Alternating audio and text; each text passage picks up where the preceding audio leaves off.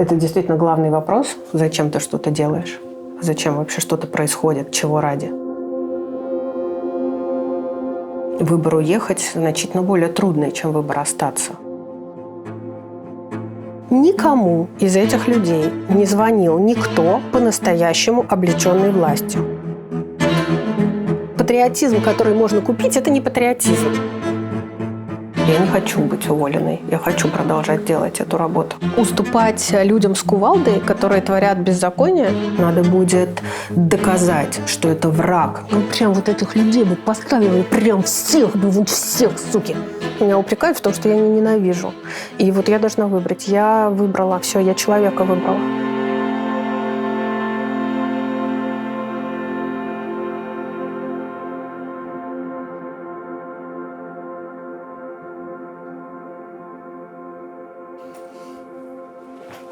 Так я не закончила. Это 18 века фишка из казино.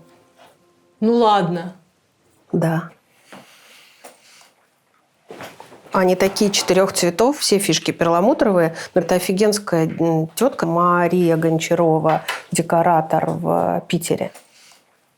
И у нее мастерская, и она декоратор, антиквар. Ну, в общем, какая-то офигенская совершенно. И я увидела и влюбилась в эти сережки. Ты с домашней заготовкой пришла? Да слушай, я готовилась к тебе вот с тех пор, как мы договорились, а это было, наверное, месяца 1,5 уже назад, мне кажется, если не больше, готовилась. Но я поняла, что это вообще не имеет смысла. В голове все равно бардак, и невозможно себя к честному разговору себя нельзя подготовить. Вот. Мы с тобой, в общем, за этот год виделись, но времени, чтобы сесть и нормально поговорить, так длинно у нас не было. Поэтому придется этот разговор делать, ко всему прочему, еще и публичным. Более того, это важно, потому что это такая фиксация своей собственной позиции. Когда ты эту фиксацию производишь публично, тебе потом некуда отступать. Потому что меня задолбало вот это бесконечные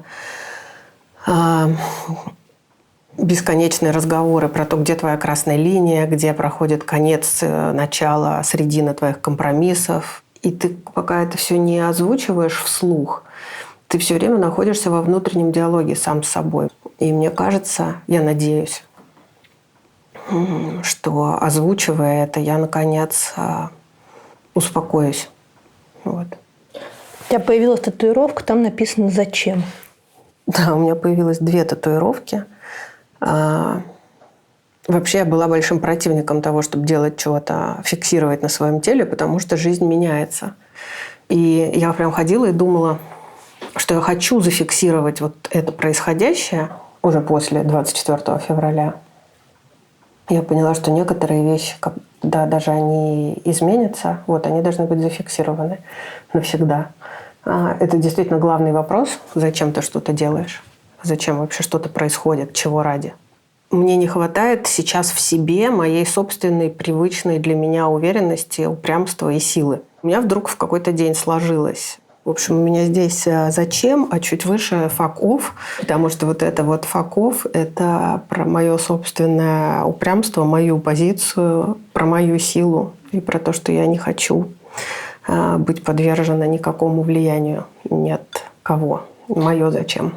Но мы, скорее всего, с тобой и будем говорить на эти 2 темы. Первая будет «Зачем?», а вторая будет «В какой момент и кому ты скажешь «fuck off?». Да. Всем. 24 февраля очень многие люди, твои друзья, твои родственники, те, кто рядом с тобой, они принимали важнейшее решение, связанное с ужасом, да, того, что все увидели, что началась война, эту войну начала наша страна. Кстати, а мы уже по закону можем теперь говорить «война», или мы все равно должны говорить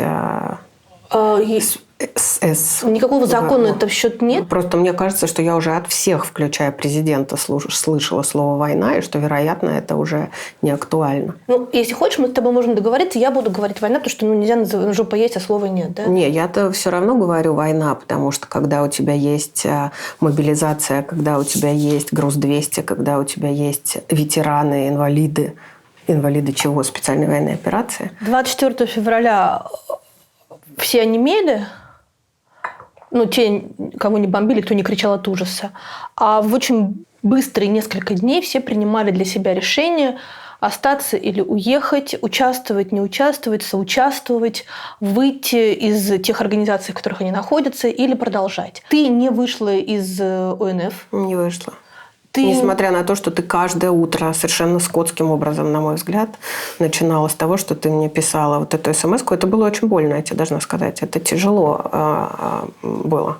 Ты уже вышла из ОНФ? Ты уже вышла из ОНФ? И мне стоило труда не послать тебя нафиг. Нет, не вышла, не выйду. Пока меня оттуда не выйдут, я оттуда не выйду. Объясни, почему? Потому что не хочу. Я поняла, что есть только одна причина, по которой мы что-то делаем или не делаем. Хочу или не хочу. И я не выйду, потому что не хочу. И когда я начинаю размышлять, это правильно или неправильно, это порядочно или непорядочно, это ответственно или безответственно, я сама начинаю заблуждаться, в смысле блудить, путаться в показаниях, потому что на самом деле причина «я не хочу». Я за последние 10 месяцев была в Израиле, в Турции, в Сербии, еще где-то была. В Израиле была достаточно долго, у меня было 2 командировки длительных. В Турции я была, потому что там какое-то время находился мой старший сын, и потому что Стамбул стал местом встреч с теми людьми, которые уехали из России. До Стамбула можно долететь. В Армении тоже я встречалась с кучей уехавших людей. И из Сербии я приехала только что. Там, видимо, на какое-то время закрепится мой старший сын со своей женой. Когда находишься вовне, понимание того, что тебе комфортно и спокойно, что ты не должен убирать телефон в специальный чехольчик, чтобы он не прослушивался, что ты не должен понижать голос, что ты можешь говорить то, что ты считаешь для себя правильным. Вообще вот это вот право говорить, оно невероятным образом, конечно, распрямляет плечи и поднимает голову. Вот это чувство собственного достоинства и ощущение себя человеком, оно напрямую связано с тем, что я могу произносить спокойно вслух то, что я думаю.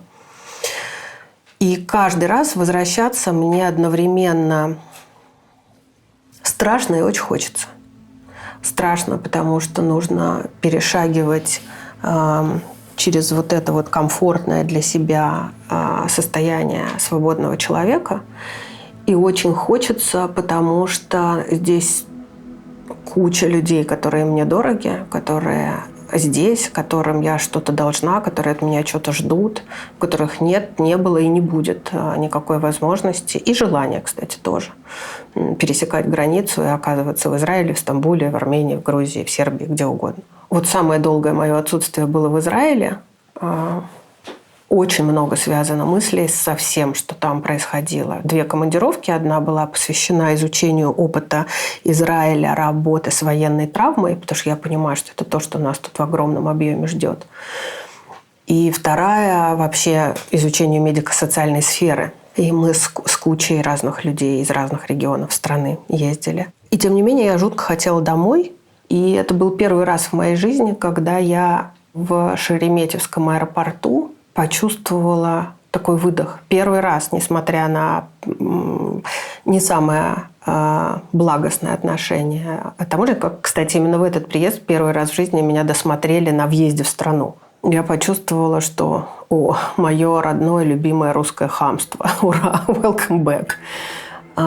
И вот когда ты после этих поездок, когда я сюда возвращалась, уже через день я понимала, что, не хочу никуда, я тут хочу быть.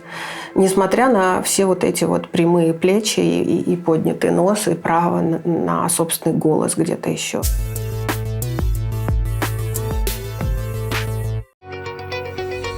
Каждое Рождество с конца 50-х до конца 70-х каталонская фармацевтическая компания Хёгтс Иберика отправляла своим клиентам необычные открытки с поздравлениями. Там были нарисованы ель из крыльев бабочки, ель, растущая из сердца, и ель Дон Кихот. Сегодня эскизы этих картинок оцениваются в сотни тысяч евро, потому что их автор – Сальвадор Дали. Спрос на коммерческих иллюстраторов был всегда. Но сегодня эта профессия стала гораздо доступнее. Превратить свое увлечение рисованием в настоящую работу и научиться профессионально создавать иллюстрации, персонажей или анимацию можно на курсе «Профессия. Коммерческий иллюстратор» образовательной платформы Skillbox. Обучение проходит онлайн и длится 16 месяцев. За это время вы освоите Photoshop, Illustrator и Procreate. Научитесь работать с цветом и композицией, изучите основы классической анимации и режиссуры и разберетесь, как работать с референсами от клиентов. Учеба максимально ориентирована на практику, поэтому уже с первого месяца вы начнете работать над своим портфолио, а с 4-го месяца будете получать первые заказы. А еще вы получите в подарок курс «Дизайнер на фрилансе в Digital» и доступ к урокам английского от онлайн-платформы Caspa на год. Возвращаясь к курсу иллюстратора, он включает в себя не только обучение новой профессии, но и поддержку HR-специалиста. Вам помогут составить резюме и портфолио, подготовят к любому собеседованию и подскажут, как составить карьерный план. Гарантии трудоустройства в Skillbox подходят серьезно. Если вы не найдете работу, вам вернут деньги, потраченные на учебу. А если вам понадобится освежить знания после обучения, вы сможете сделать это в любой момент.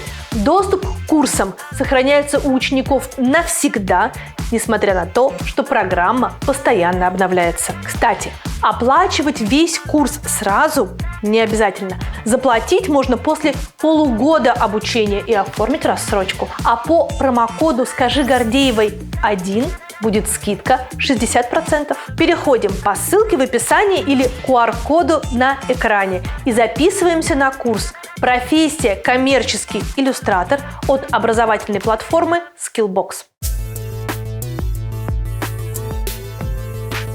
Можешь ли ты продолжать заниматься тем, чем ты занимаешься, на тех должностях, которые ты занимаешь, оставляя за собой право на прямые плечи, не понижение голоса и не прятание телефона? Кого ты боишься?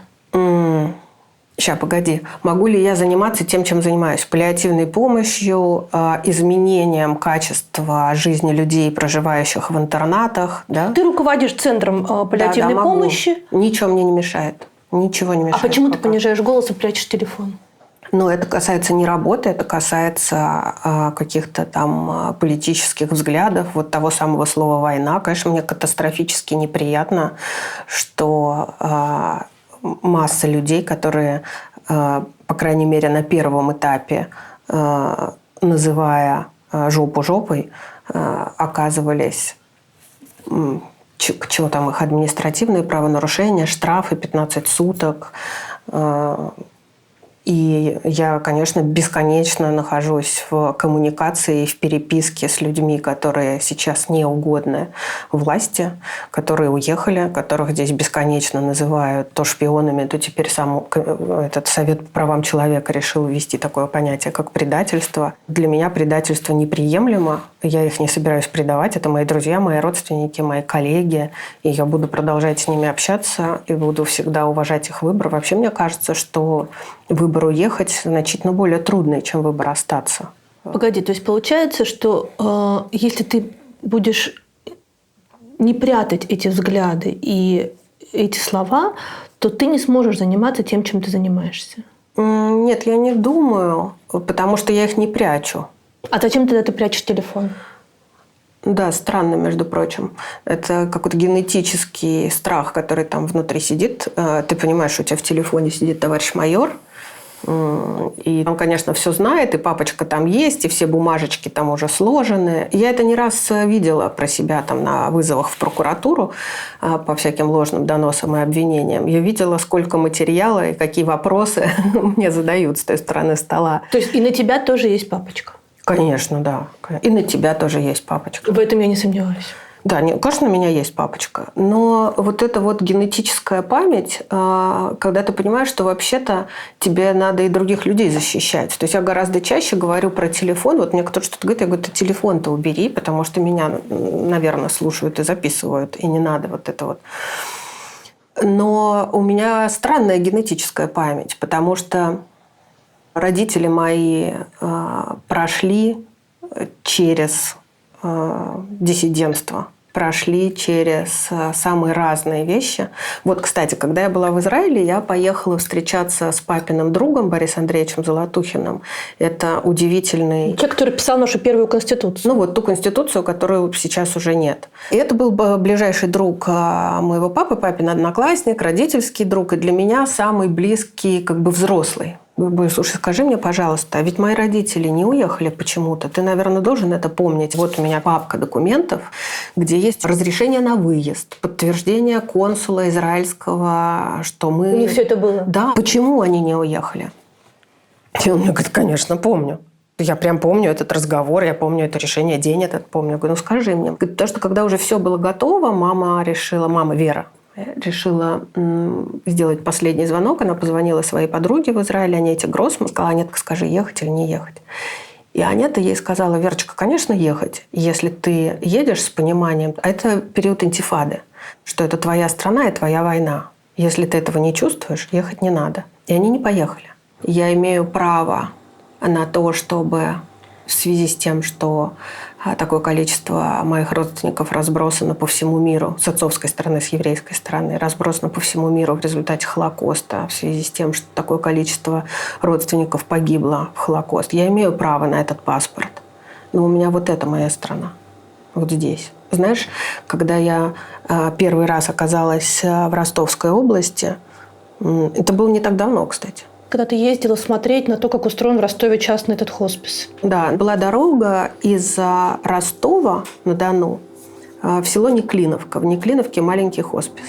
И вот эта дорога шла через бескрайние подсолнухи. Вот эти огромные поля подсолнухов просто до горизонта, когда ты смотришь, и вот там-то яркое голубое небо, желтые потрясающие головы, и под ними зелено-серые огромные толстые стволы. И я ехала, смотрела, а как казенная машина государственная везла. И в какой-то момент я не выдержала, и я говорю водителю: остановите, пожалуйста, остановите. Он говорит: вам, тошнит, плохо? Резко останавливается, значит, чтобы катастрофа не произошла в машине. Я с большим трудом не понеслась, как истеричная какая-то киношная там Аксинья, но я хотела упасть в это поле, просто лечь там, знаешь, как Скарлетт Тара, «Моя земля». Вот это ощущение своей земли, оно у меня только в 2 местах было в жизни. Вот там, в этом поле подсолнухов, и в Ярославской области, в Никитино, где я чувствую силу, когда ты босиком по росе ходишь. И в этом нет никакой фигуры речи для меня.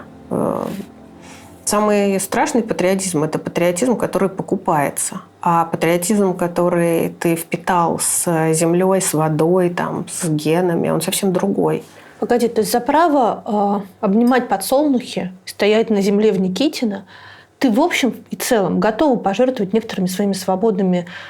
Я не люблю слово «совесть», там, и вот все вот эти этические... Нет, я ничем не жертвую абсолютно, мне вполне себе комфортно со своей совестью. А какими-то свободами, да, конечно. Самая грустная и одновременно счастливая для меня мысль во всех сегодняшних событиях и временах – это то, что, оказывается, мои родители-то прожили счастливую жизнь. Оказывается, счастливую. Папа, рожденный в 30-м году, а мама в 42-м. Они, получается, все время шли действительно к свету. Понимаешь? Они из самой тьмы дошли до самого света.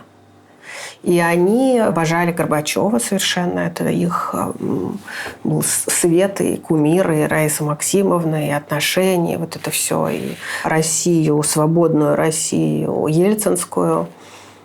И, в общем, они ушли из жизни с некоторыми страхами, но в целом, понимаешь, получается, что они ушли из жизни, вырастив детей, которые жили в свободной стране, получили хорошее образование, имели возможность ездить по всему миру. Я помню эту дурацкую, смешную мамину гордость, когда у нас появились с Машкой машины с сестрой. И она сказала: девки, у вас машины, вы за рулем. Блин, как это круто. Нам казалось, вообще-то это нормально, Вера Васильевна, что это вы?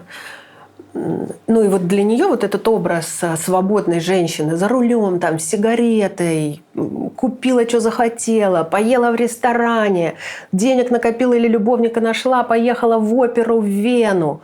Вот она вообще офигенская жизнь. И при этом ты еще и состоявшийся профессионал. Вот мы это все получили. они счастливыми успели умереть. Вчера ушла из жизни Чурикова, сегодня Кикабидзе. Все такие, какой ужас. А я только думаю, боже, какое счастье, для них это все кончилось. Для них кончилось этот кошмар. Когда-то еще давно, в 1000 лет назаднем интервью, ты задавала вопрос, боишься ли ты смерти. Я жизни боюсь. Я как боялась в жизни и жить, так и продолжаю бояться. Умирать – это потрясающий эскейп, очень достойный. Тебе уже никто ничего вслед не скажет. Не скажет, предатель, Не умер. переживай, как раз скажут вслед-то вообще. Ладони, складывающиеся в сердечко, древний и очень популярный символ. Хотя на самом деле, конечно, такая форма имеет мало общего с настоящим сердцем, и анатомически она неверна. Одна из версий происхождения символа связана с инской цивилизацией, где женщины украшали себя брошами сердцами. Но, скорее всего, эта брошь изображала не человеческое сердце, а обыкновенный лист плюща.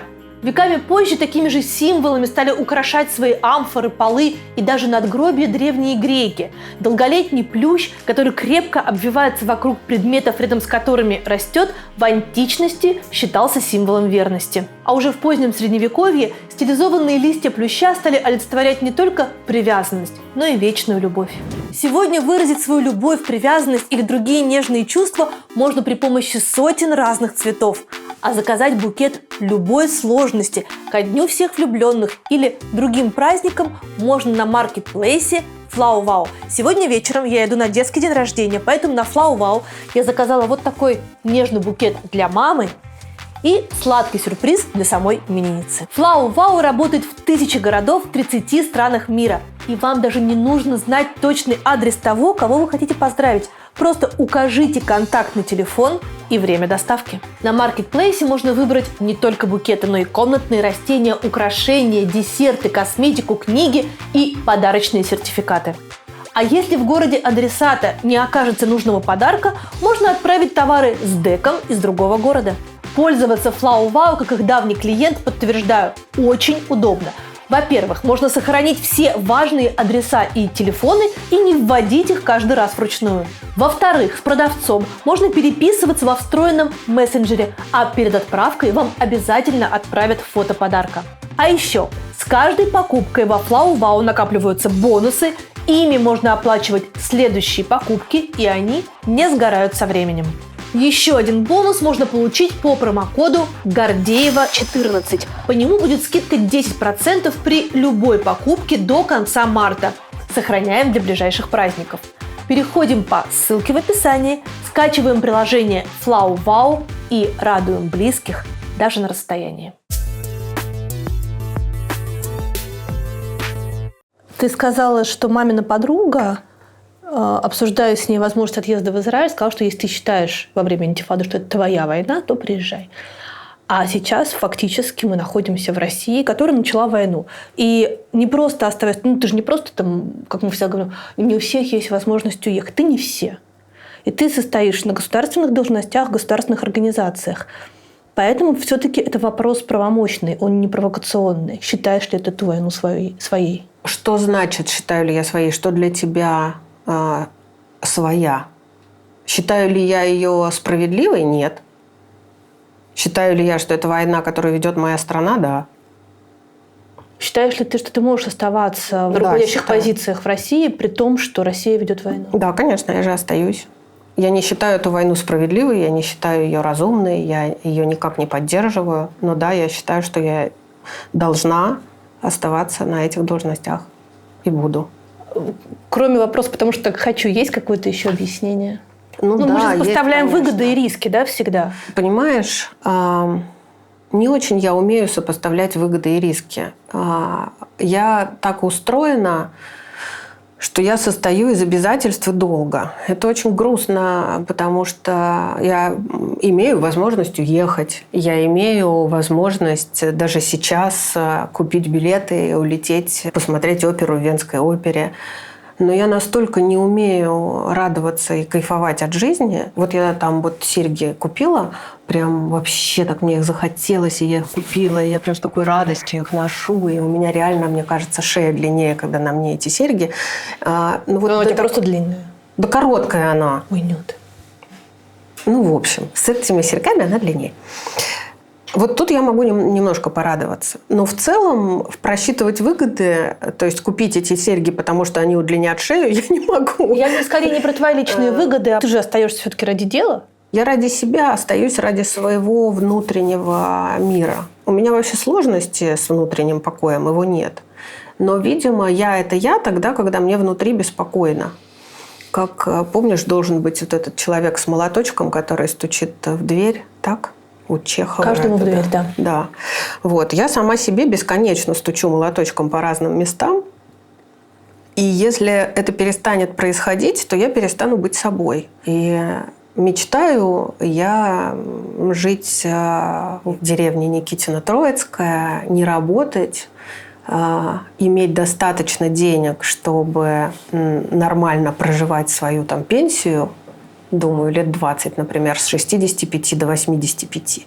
Чтобы вот эти 20 лет я могла там комфортно, спокойно, достойно, в ситуации, когда мне не стыдно и не больно оглядываться назад, жить, и у меня бы была там собака, были бы какие-то куры, огород, клумбы, и ко мне бы приезжали внуки, например. Но я понимаю, что так не будет. По очень разным причинам. Потому что, во-первых, вряд ли я с уровнем затрат своих собственных вообще смогу дожить до такого возраста. Во-вторых, потому что я совершенно не способна рационально подходить к деньгам, к расходам и к накоплениям. И я не способна накопить просто. Куча людей, которые уехали, из всяких друзей, родственников. Ты деньги-то вывезла? Ну, нечего. Понимаешь, ну нечего. Я бы и рада, может, что-то вывести. Но что мне вывести? Но по роду службы ты не то чтобы каждый день, ну хоть как минимум там, раз в неделю, раз в 2 недели должна встречаться с людьми в администрации, которые в том числе являются идеологами войны. Ну, надо сказать, что с 24 февраля я не встречалась. Ну, просто не было там у них другие приоритеты. То есть так бы встретилась? Думаю, что да. Думаю, как бы ты в глаза им смотрела?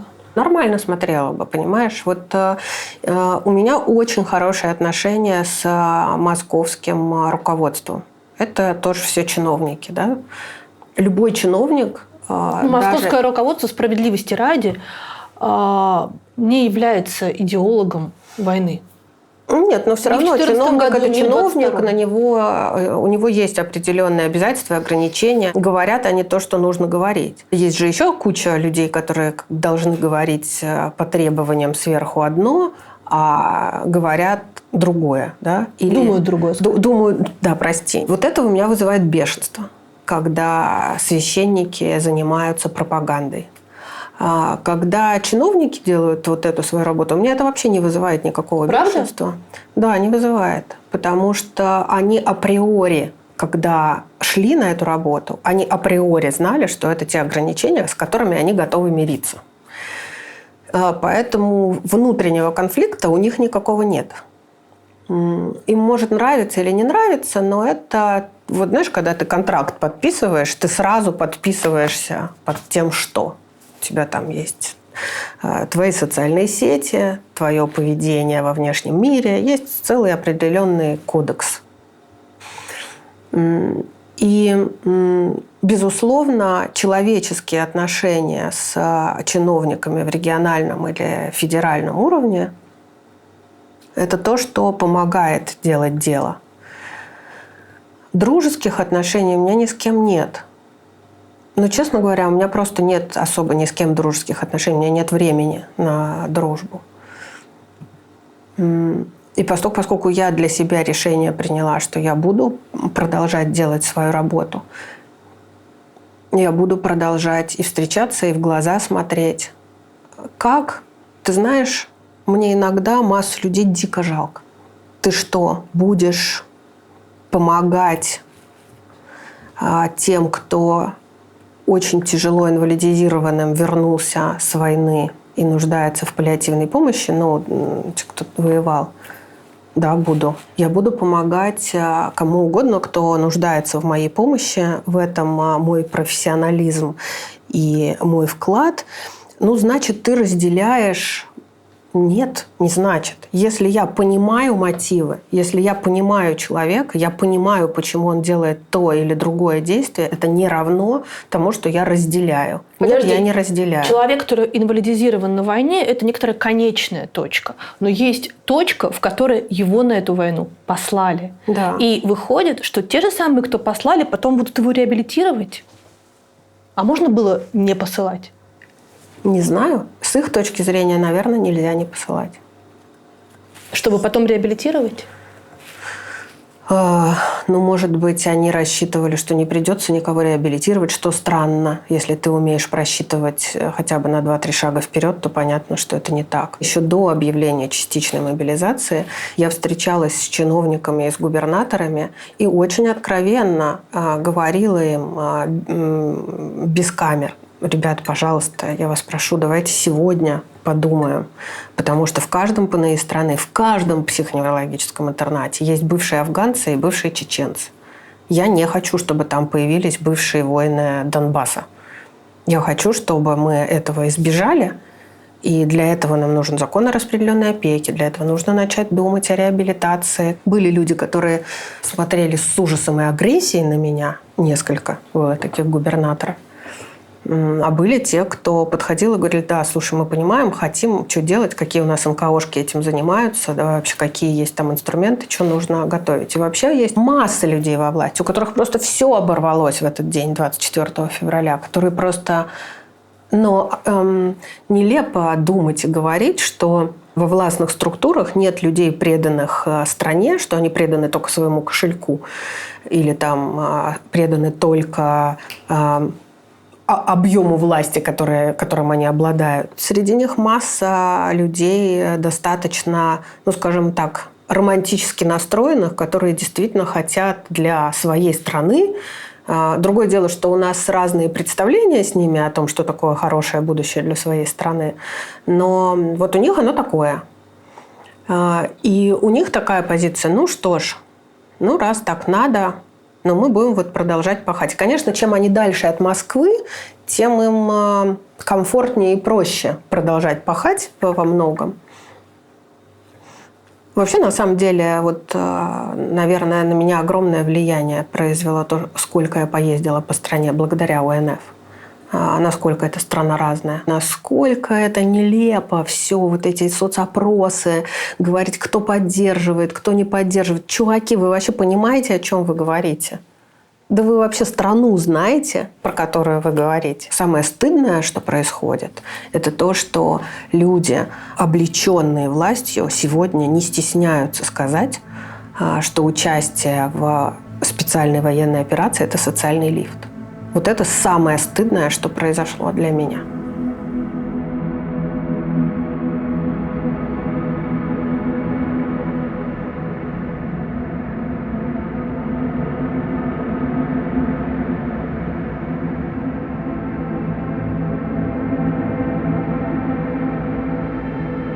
Мне представляется одной из причин такого ощутимого страха говорения и называния вещей своими именами вслух те взаимоотношения, которые выстроились между благотворительными организациями в России и властью.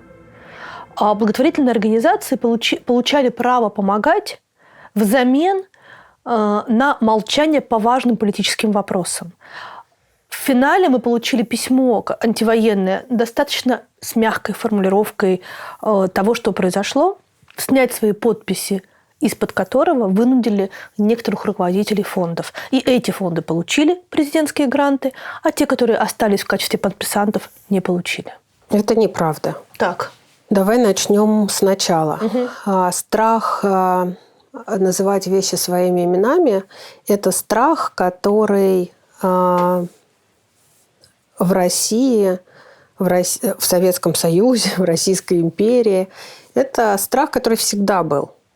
Это страх исторический, генетический, как хочешь. И я очень хорошо помню, когда начала меняться ситуация, еще жив был мой папа, а папы уже 6 лет нет. Он сказал: о, как интересно, мне надо только вспомнить, как это было, а вам придется учиться. Но я еще помню, когда мне говорили родители, что, слушай, вот то, что ты тут слышала, что мы обсуждаем, не надо это с ребятами обсуждать в детском саду там, или в школе. Это нельзя даже назвать страхом, это как бы здравый смысл. Да? Думайте, что и где и когда вы говорите, и оставайтесь при этом честными с самой собой. И мама всегда мне говорила, что, слушай, ты умей промолчать. Не солгать, да, промолчать. При том, что мама никогда не молчала, если нужно было заступиться за слабого, обиженного. Она никогда не проходила равнодушно и бездействуя мимо чужой беды и боли. И когда я была маленькая, меня это даже злило иногда. Ну почему надо останавливаться у каждого алкаша на улице, который лежит в луже? И его там поднимать, сажать, смотреть, чтобы он не захлебнулся. Ну, хватит уже. Сейчас у меня то же самое повторяется, потому что я Мишке своему говорю: Миш, я ссу одна, что я ни разу этого не делала, но я хочу на Новый год пойти бездомных кормить, но мне спокойнее с кем-то. Пошли со мной. Он фыркал, но говорил: ну, мама у нас того, она меня 31 декабря ведет бездомных кормить, но он ни разу не сказал, что я не пойду. А когда мы уже там оказались и все это делали, и уходим, он мне говорит: слушай, в следующий раз надо будет вот это организовать по-другому, вот это по-другому, и вообще вот здесь. И ты думаешь, так надо же, вот повторяется. Короче говоря, я не согласна с тем, что страх называть вещи своими именами начался. Он повторился, он снова появился. Но мы позволили ему вернуться. Да, мы позволили ему вернуться, окей. Это началось тогда, когда СМИ, наверное, начали закрываться. То есть очень давно. Когда закрылось НТВ, это был какой год? Ну, то НТВ. Какое самое первое? 2001. Это вот тогда началось, когда мы стали понимать, что уходит независимая пресса, и что теперь нужно слушать, и что нужно учиться читать между строк там, и так далее, и так далее. Намного раньше. Но я не чувствую, например, себя как взрослого человека, обделенной или ущемленной там, интеллектуально или с точки зрения решений и выбора от того, что я это застала. Может быть, и наоборот, в какой-то степени то, что я научилась анализировать, и то, что я научилась понимать, что вот информация такая, это все нужно совместить, подумать, и только какие-то фактологические вещи можно принимать на веру, а дальше вообще-то нужно думать. Интеллектуально я не пострадала от этих запретов. То есть запрет на инакомыслие, он во многом стимулирует развитие мыслительной деятельности. Да? Я не буду сейчас с этим спорить, хотя мне кажется, это спорным. Это просто противно.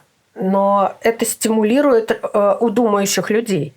Это обидно и неприятно, но мы тоже это уже проходили, вот эту вот всю иносказательность.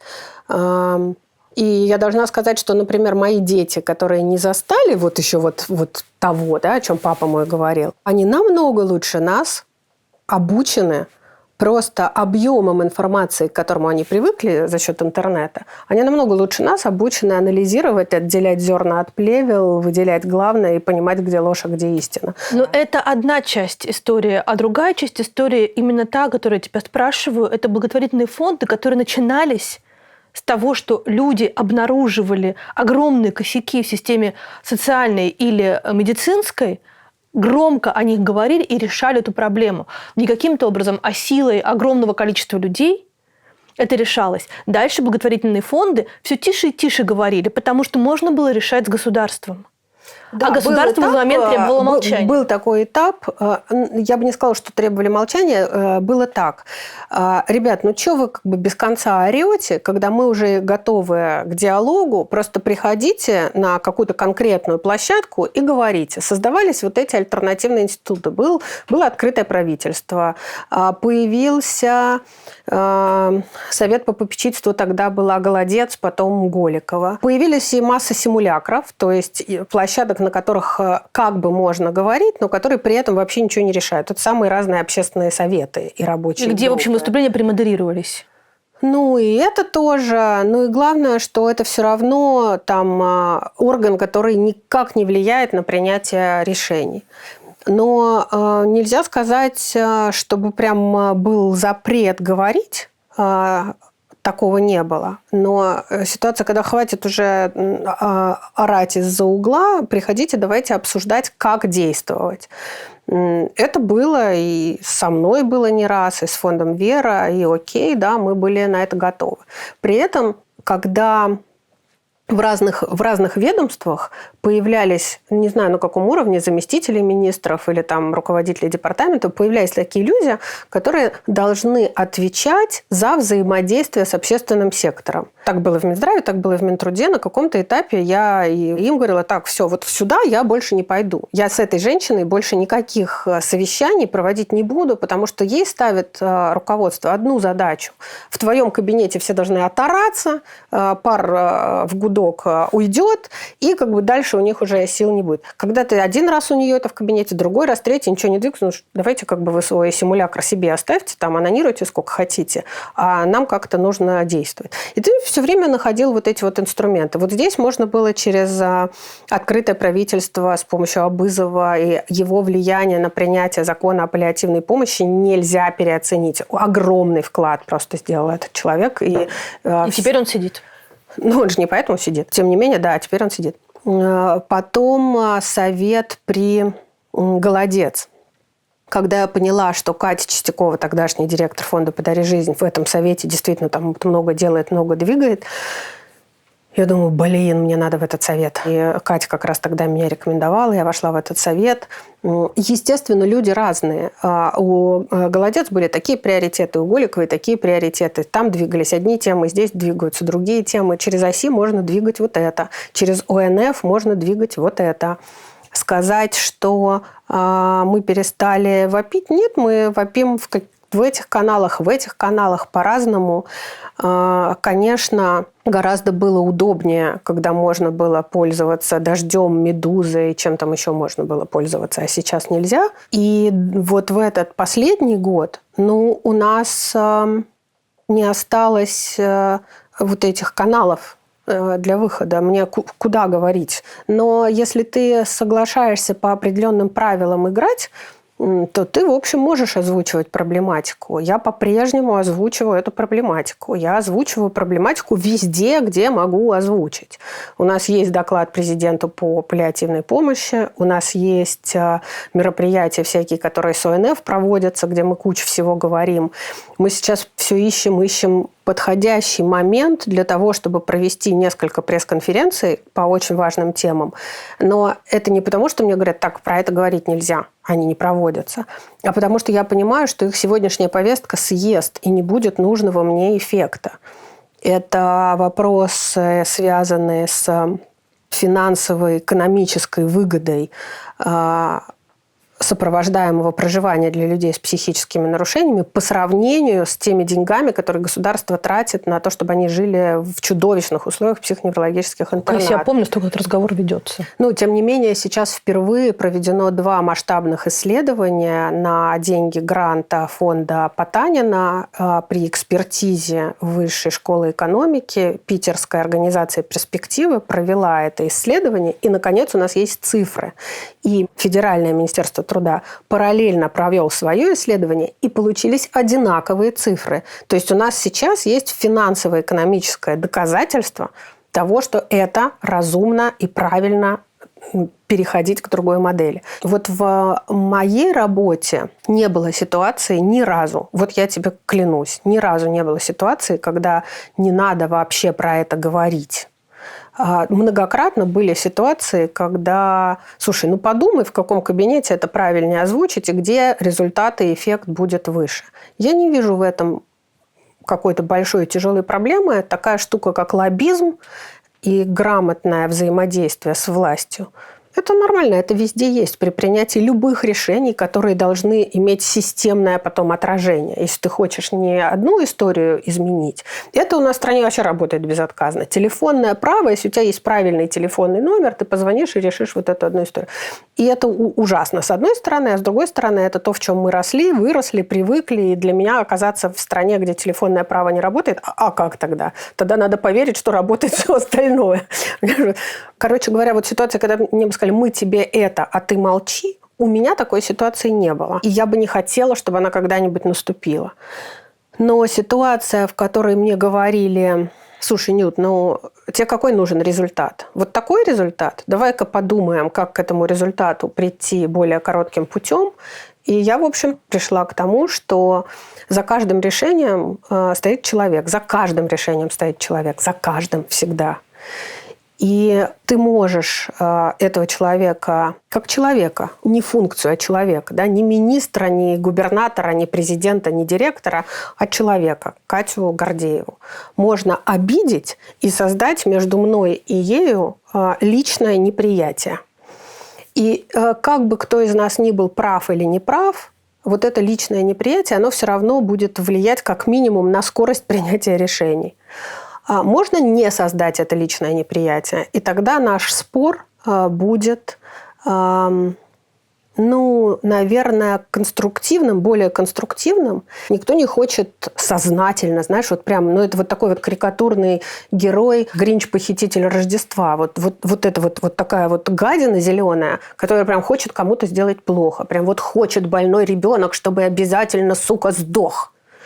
Я таких не видела. Никого. Никто не хочет специально навредить. Никто не хочет специально, чтобы умирающие люди умирали и корчились от боли. Есть нам не до них. Не до них. И тогда было не до них, и сейчас нам не до них. Мы в космос летаем, там занимаемся геополитическими вопросами, а также в области балета мы впереди планеты все. Вы тут со своими больными детьми подождите.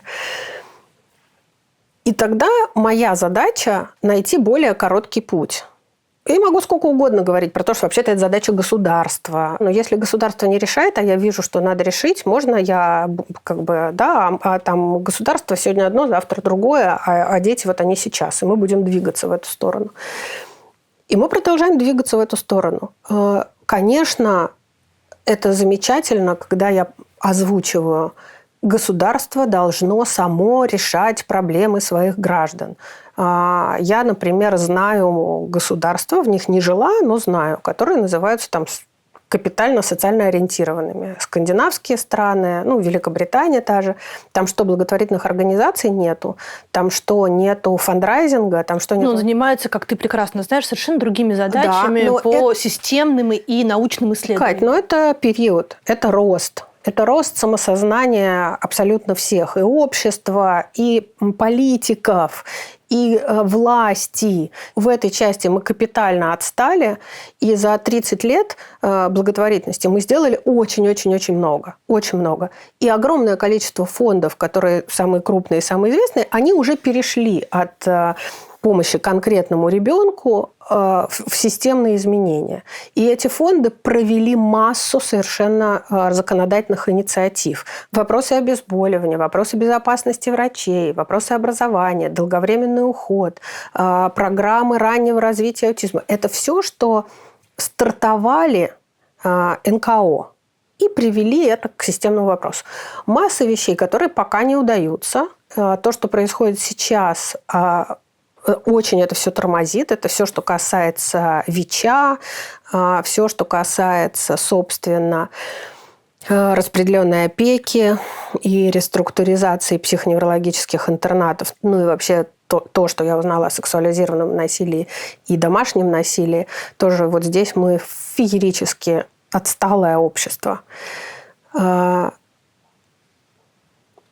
Можно ли про это говорить? Продолжать. Подожди, но есть еще вопрос тому, кому позволено об этом говорить, да? Мы не будем сейчас перечислять списком, потому что у нас нет позволения от этих людей. Но мы знаем людей, которые, подписав антивоенное письмо благотворительных организаций, отозвали свои подписи, ссылаясь на угрозы в неполучении грантов и в невозможности ведения своей деятельности. Ты мне говорила, что все, кто подписал, не получили. Это не так. Были организации, которые подписали и получили.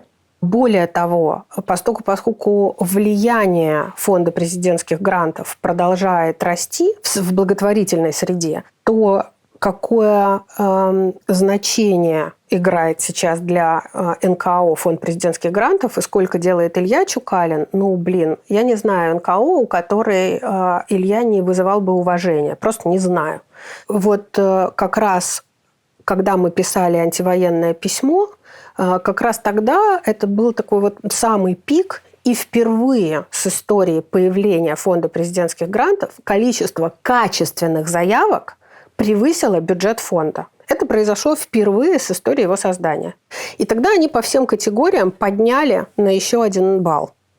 И туда попали и те, кто подписал письмо, и те, кто не подписал письмо. И то же самое было сейчас. Теперь, что касается звонков.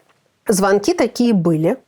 Такие звонки поступали руководителям фондов, типа «отзовите свою подпись, или вы не получите грант». Что важно понимать? Никому из этих людей не звонил никто по-настоящему облеченный властью. Это так называемая инициатива на местах. Я очень хорошо знаю, кто кому звонил и сколько. И я лично сама звонила в администрацию президента и говорила: скажите, пожалуйста, чья это инициатива? Откуда это происходит? Были ли даны ЦУ такие звонивших? Нет, не было. Мы живем в стране, где люди очень любят рвать жопу, чтобы показать начальству, какие они хорошие.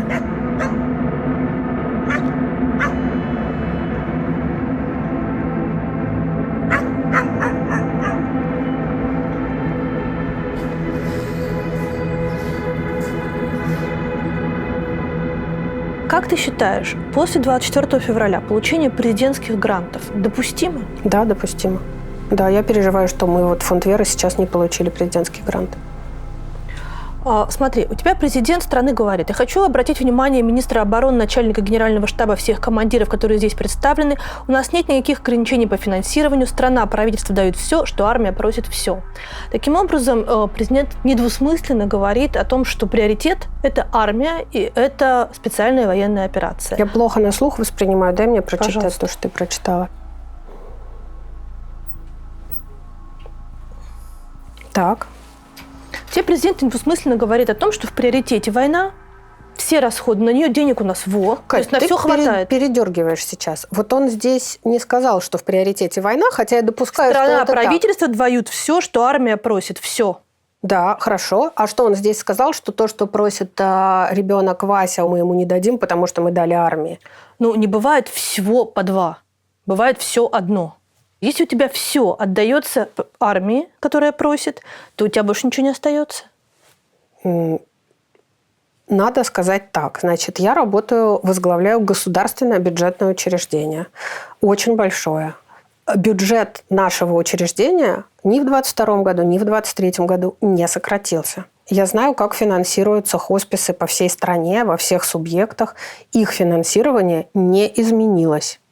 Никаких денег у нас, у нашей сферы сейчас не отняли. Возможно, это будет. Это сейчас не произошло. У нас индексируются зарплаты, выплачиваются зарплаты. Хорошо, но ты считаешь приемлемым у той же власти, которая отправляет самолеты бомбить, заряжает пушки ракетами, отправляет людей, частично мобилизованных, на фронт, вот из этих же рук брать деньги на социально незащищенные группы населения? Да, считаю. Всегда считала. Всю жизнь считала. Я считаю неприемлемым отправлять людей на смерть. Я считаю неприемлемым развязывать войну. Ну а как иначе ты им это объяснишь, что я считаю это неприемлемым, если не действие? Как ротом. Ротом? Вот смотри, что ты сейчас сказала. Это совершенно отвратительная, ханжеская, лицемерная позиция. То есть ты считаешь, что нужно было не начинать войну, а договариваться. Да? Нужно решать все переговорами, нужно идти на переговоры. Правильно? Да. А вот здесь ты мне говоришь в этой ситуации: слушай, надо действием демонстрировать, что ты против. Надо отвернуться и уйти. Действием демонстрировать. Не буду я действием, я ротом буду. Подожди, мы только что с тобой выяснили, что в связи со страхом называть вещи своими именами невозможно. Возможно, просто страшно. Ну, так никто и не называет. Почему никто? Кто никто? Зачем вообще? Знаешь, вот у меня есть одна очень уважаемая и любимая мной сотрудница, моя, фантастически одаренный человек, которая, когда хочет на что-то пожаловаться, она пишет: у нас опять все. Или мне тут опять никто. Я говорю: никто – это кто? Фамилии назовите, пожалуйста. Вот все, всегда, никто, никогда, я эти слова ненавижу. За любой властью стоят люди, за любым решением стоит человек. И когда мне говорят, что звонили, говорили, сказали, кто звонил? Вот эта 7-я спица в колеснице, которая хочет выслужиться и потом принести кому-то бумажку и сказать: смотрите, смотрите. Да плевать мне, что он звонил. Плевать мне, что он сказал. еще задолго до ОНФ, премии и так далее, я говорила, я у кого угодно возьму деньги, в том числе у Аль-Каиды, потому что лучше я их потрачу на помощь неизлечимо больным, чем они будут потрачены у Аль-Каиды или у Бен Ладена? Погоди, но есть организация Аль-Каида, и когда ты с ней финансово сотрудничаешь, то есть, получается, ты ее часть. А есть какой-то конкретный частный человек в этой организации, который по каким-то своим причинам, которые можно даже не обсуждать, решил пожертвовать деньги тому делу, которое ты делаешь. Мне кажется, что это абсолютно разные вещи. Катюша, а ты знаешь, как устроен фонд «Круг добра»? Да. Он же тоже президентский. Да. И туда идут налоги, в том числе мои, от любого человека, у которого зарплата в год больше 5 миллионов рублей, туда идут дополнительные налоги. Уважаемые родители детей, пожалуйста, не берите препараты, если это вы манипулятивный прием. А то, что ты делаешь не манипулятивный прием, сколько родителей этих детей не поддерживают ни эту власть, ни эту войну, никогда не голосовали за этого президента, а голосовали за какого-то другого, который не случился. Они берут эти деньги, будут брать эти деньги и правильно делают. Они оказались в безвыходной ситуации, и мы сейчас не будем обсуждать их мотивы. Нет. И они оказались в безвыходной ситуации в том числе. Им точно так же можно сказать, а что же вы не можете продать свою квартиру в Урюпинске и уехать из этой страны? Они не должны продавать свою квартиру в Урюпинске, потому что они платили всю жизнь налоги, у них заболел ребенок. Не противопоставляй. Вот понимаешь, манипуляцией сейчас ты занимаешься. Меня всегда эта мысль задевала. Понимаешь, вне зависимости от. Как же можно одной рукой вот это делать, а другой рукой вот это делать? Если предположить, что все деньги хранятся в одной виртуальной банке, то чем больше я возьму себе, тем меньше там останется на что-то еще. Я буду брать в фонде президентских грантов. Я очень хорошо понимаю, почему фонд «Подари жизнь» не хочет этого делать и не будет этого делать. Это правильная, крутая и разумная позиция. Я хочу быть независимым. Я не хочу брать никаких государственных денег. И поверь мне, вот у нас хоспис в Поречье, он практически независимый, то есть у него небольшой объем денег от фонда президентских грантов, а все остальное тоже пожертвование. Конечно, намного проще оперировать организацией, которая полностью независима от государственного финансирования.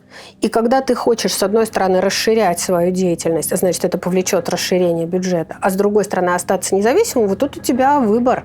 Ты не можешь нафандрайзить. Или уж тогда оставайся вот таким маленьким, не можешь ты нафандрайзить, живя в Поречье, 50 миллионов в год или 60.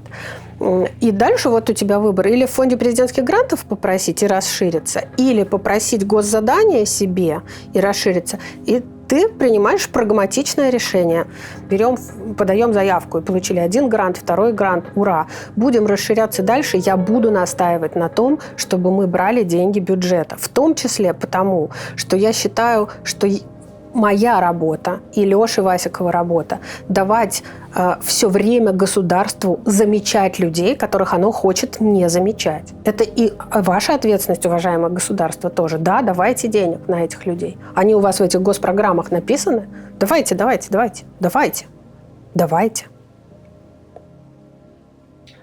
Когда речь идет о президентских грантах, которые будут тратиться на помощь социально незащищенным категориям граждан, пенсионеры, бедные, нет дров, нет воды, нет ничего там и так далее, и это, в общем, прямая обязанность государства обеспечивать их интересы и обеспечивать их достойную, в том числе и старость. Эти деньги могли бы быть потрачены на граждан собственной страны, а не на убийство чужих граждан. Да, это катастрофа. Тогда получается, что, участвуя в этом бесконечном обмене благ и денег, как будто бы мы в этом соучаствуем. А как будто бы нет. Я в этом не соучаствую. Я соучаствую в другом. Я не верю в то, что я могу на это повлиять, могу это изменить. Не верю. По-настоящему не верю. Но я не собираюсь переставать делать то, что я делаю, и помогать, вот так вот за уши притягивая какую-то странную теорию.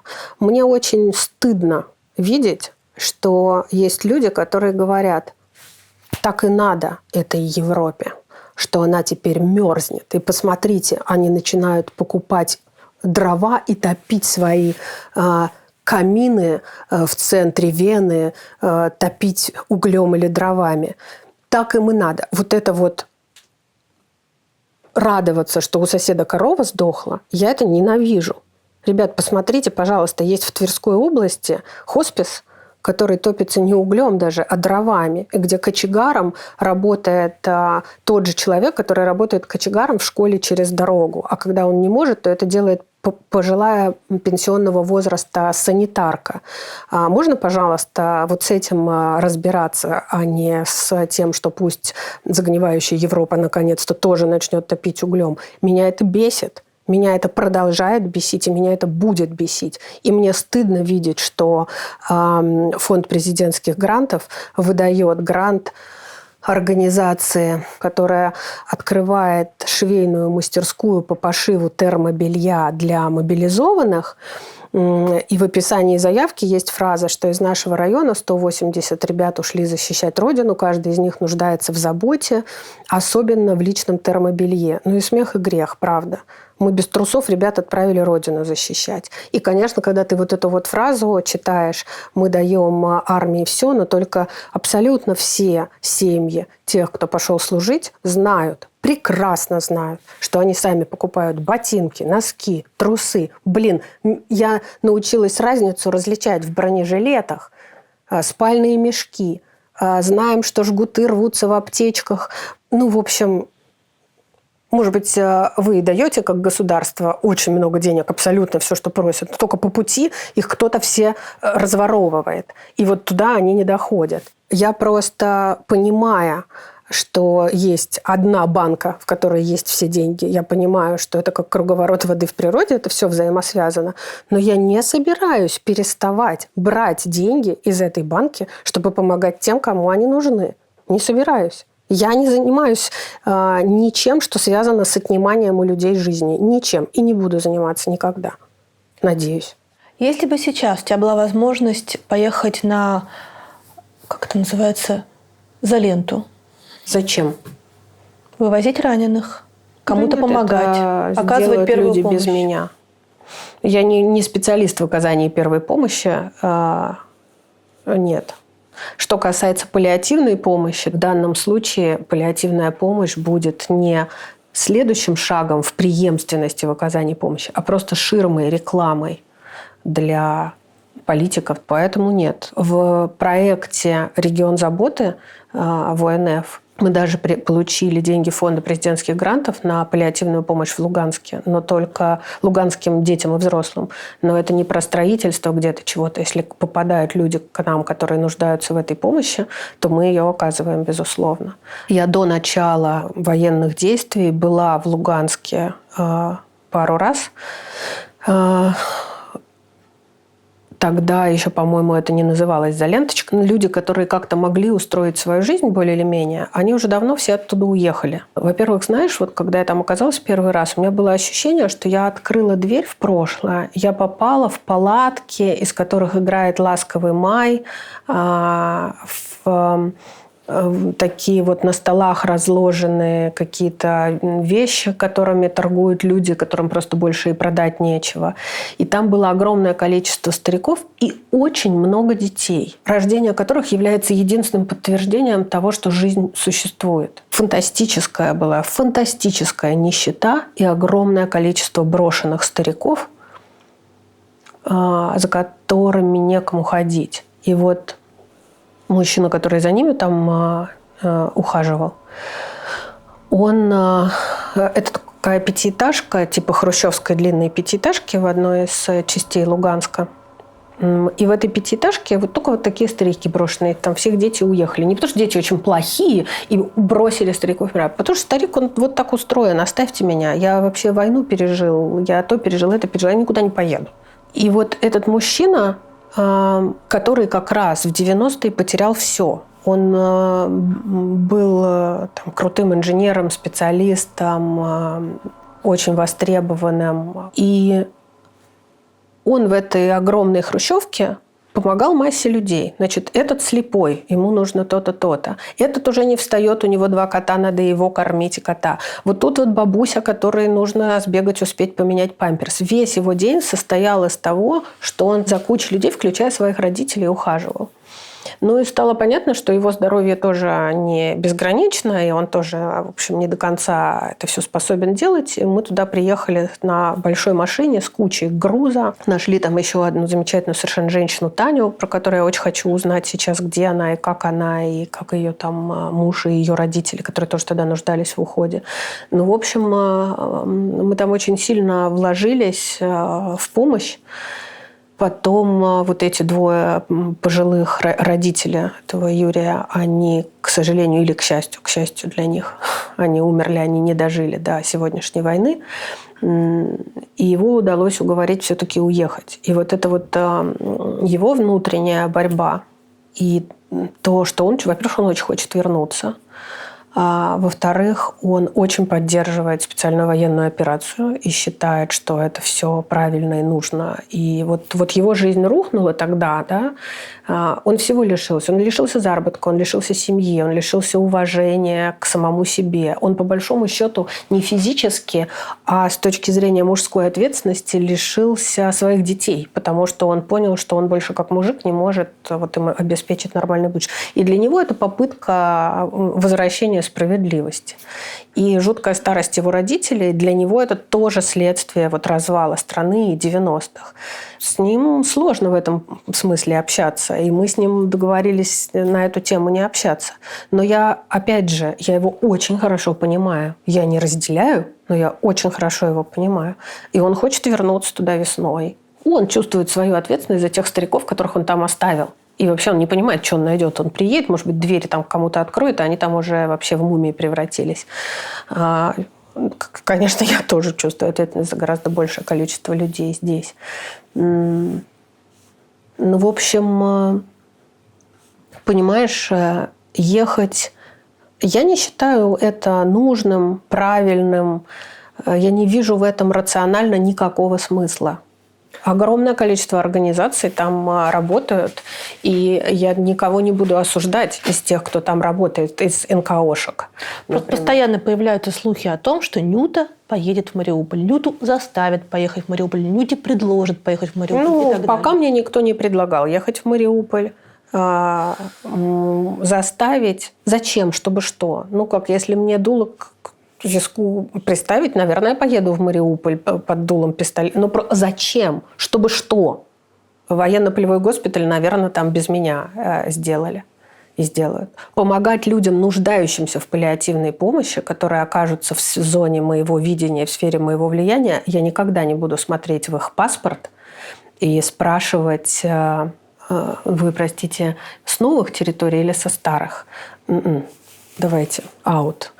Или в равной степени, знаешь, когда сейчас появилось право у нас по закону бесплатно оказывать паллиативную помощь людям с украинскими паспортами, оказавшимся на территории, я очень этому порадовалась. Потому что это было каждый раз сложная такая история, что нужно было там доказывать, что этот человек, ему некуда уехать, у него он не транспортабельный. Сейчас, слава богу. И никто не вникает, это беженец или не беженец. Сколько лет назад он тут, или как сейчас это называется, не беженец, а переселенец. Вынужденный переселенец. Вынужденный переселенец. Что тоже так же, как и СВО, так же, как и многое другое, абсолютно фальшь.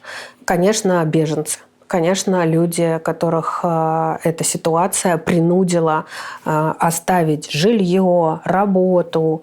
Это не стихийное бедствие, это не потоп в Хабаровском крае. Да? Это военные действия, в результате которых люди перебрались из одной страны в другую.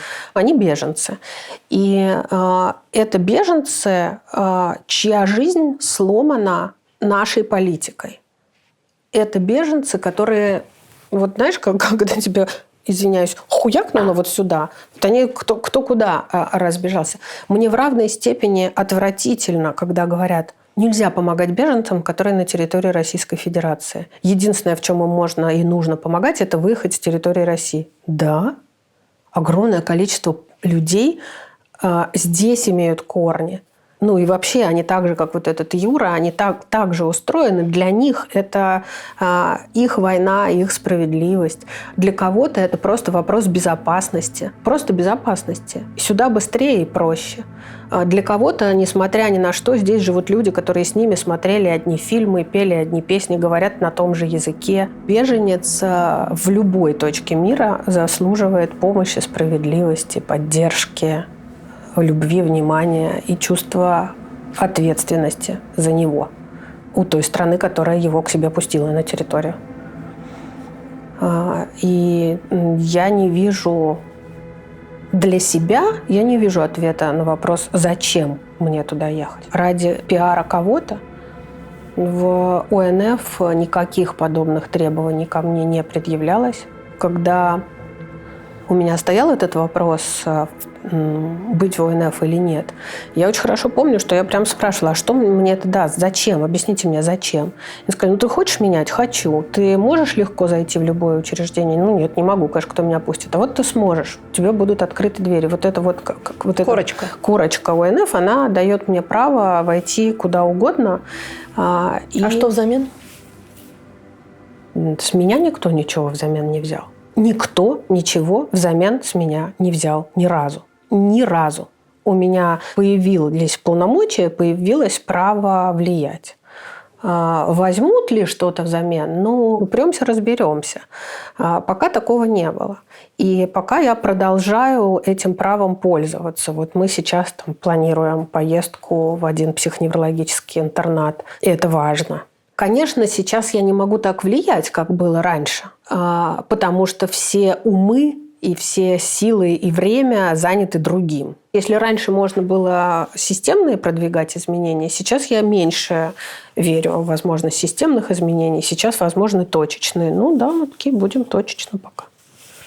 Если чуть-чуть генерализовать это, можем ли мы предположить, что никого из тех публичных российских фигур, которые оказались в Мариуполе, никто не заставлял это делать? То есть никто с пистолетом у виска не стоял? Я думаю, что с пистолетом у виска никто не стоял. Но, опять же, человек очень слаб. И страх невероятно велик. И каждого из нас есть за что схватить за жопу.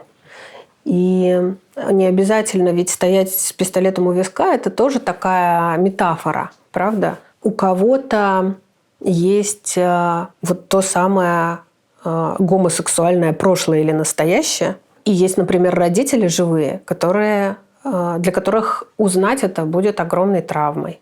Или у них, например, есть дети, рожденные суррогатной матерью, и этих детей по закону можно отнять. Или у них есть какая-нибудь не очень симпатичная в прошлом криминальная история, которая, если выплывет, то куча пострадает людей. У нас у всех есть скелеты в шкафу. У всех абсолютно. И когда человек знает, что вытаскивая этот скелет, разрушится все, ему страшно. Ему страшно. Потому что мы просто абсолютно все люди, которые живут на территории Российской Федерации, все люди не доверяют власти. И люди во власти тоже друг другу не доверяют. Вот когда говорят, что поддерживают, не поддерживают, а я много езжу и много с людьми говорю. И я говорю с людьми на том этапе их жизни, когда им нет, когда у них уже страха нет, когда они уже ничего не боятся. У них уже очень ограниченное вот это потом, и уже все. И они очень откровенны. Оказывается, тоже вот это для меня мое персональное открытие, что, оказывается, политика до определенной стадии только. Вот интересно людям. Вот есть 3 группы людей. Неизлечимо больные, уже паллиативные, которые понимают про очень короткий срок своей жизни. Беременные женщины, которые очень ощущают вес и значение каждого дня, потому что они сосредоточены на том, что в них растет вот новая жизнь. И люди, которые тяжело болеют, но лечатся от онкологического заболевания. Вот это люди, которые очень замкнуты в своем собственном мире, в себе, в своей семье, в своих чувствах и ощущениях. И это так полезно с ними общаться, потому что они позволяют тебе понять, что важно и что не важно. Человек, который находится на хосписной койке, это человек, который уже отделяет зерна от плевел, очень хорошо понимает, где он может на что повлиять и на что он не может повлиять. Он понимает, что он не может повлиять на мировую историю, но он может повлиять немножечко на качество жизни своих детей, поговорив с ними, сказав правду, обозначив, что в его голове важно и что не важно, и чего можно не бояться. И это фантастически тоже меняет и мое отношение к тому, что я позволяю или не позволяю себе сказать и думать. Знаешь, многим людям кажется, что та терпимость, которая во мне воспиталась, что вот это и есть коллаборационизм. Я стала такая фантастически терпимая. Я действительно считаю, что людей всех можно понять. Всех можно понять. И всех можно простить. Нельзя разделить все позиции и все взгляды, потому что мы разные. Но понять, из чего происходит, понять, почему вот так происходит, конечно, можно.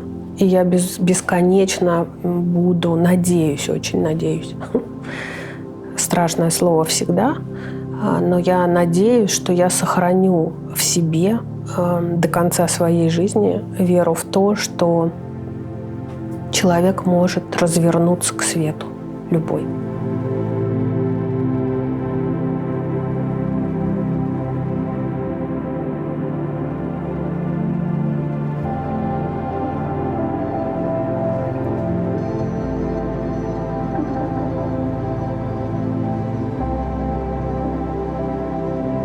Столько на самом деле всяких причин, по которым я не считаю себя вправе уезжать. У меня есть люди под опекой, которых мы забрали из интерната.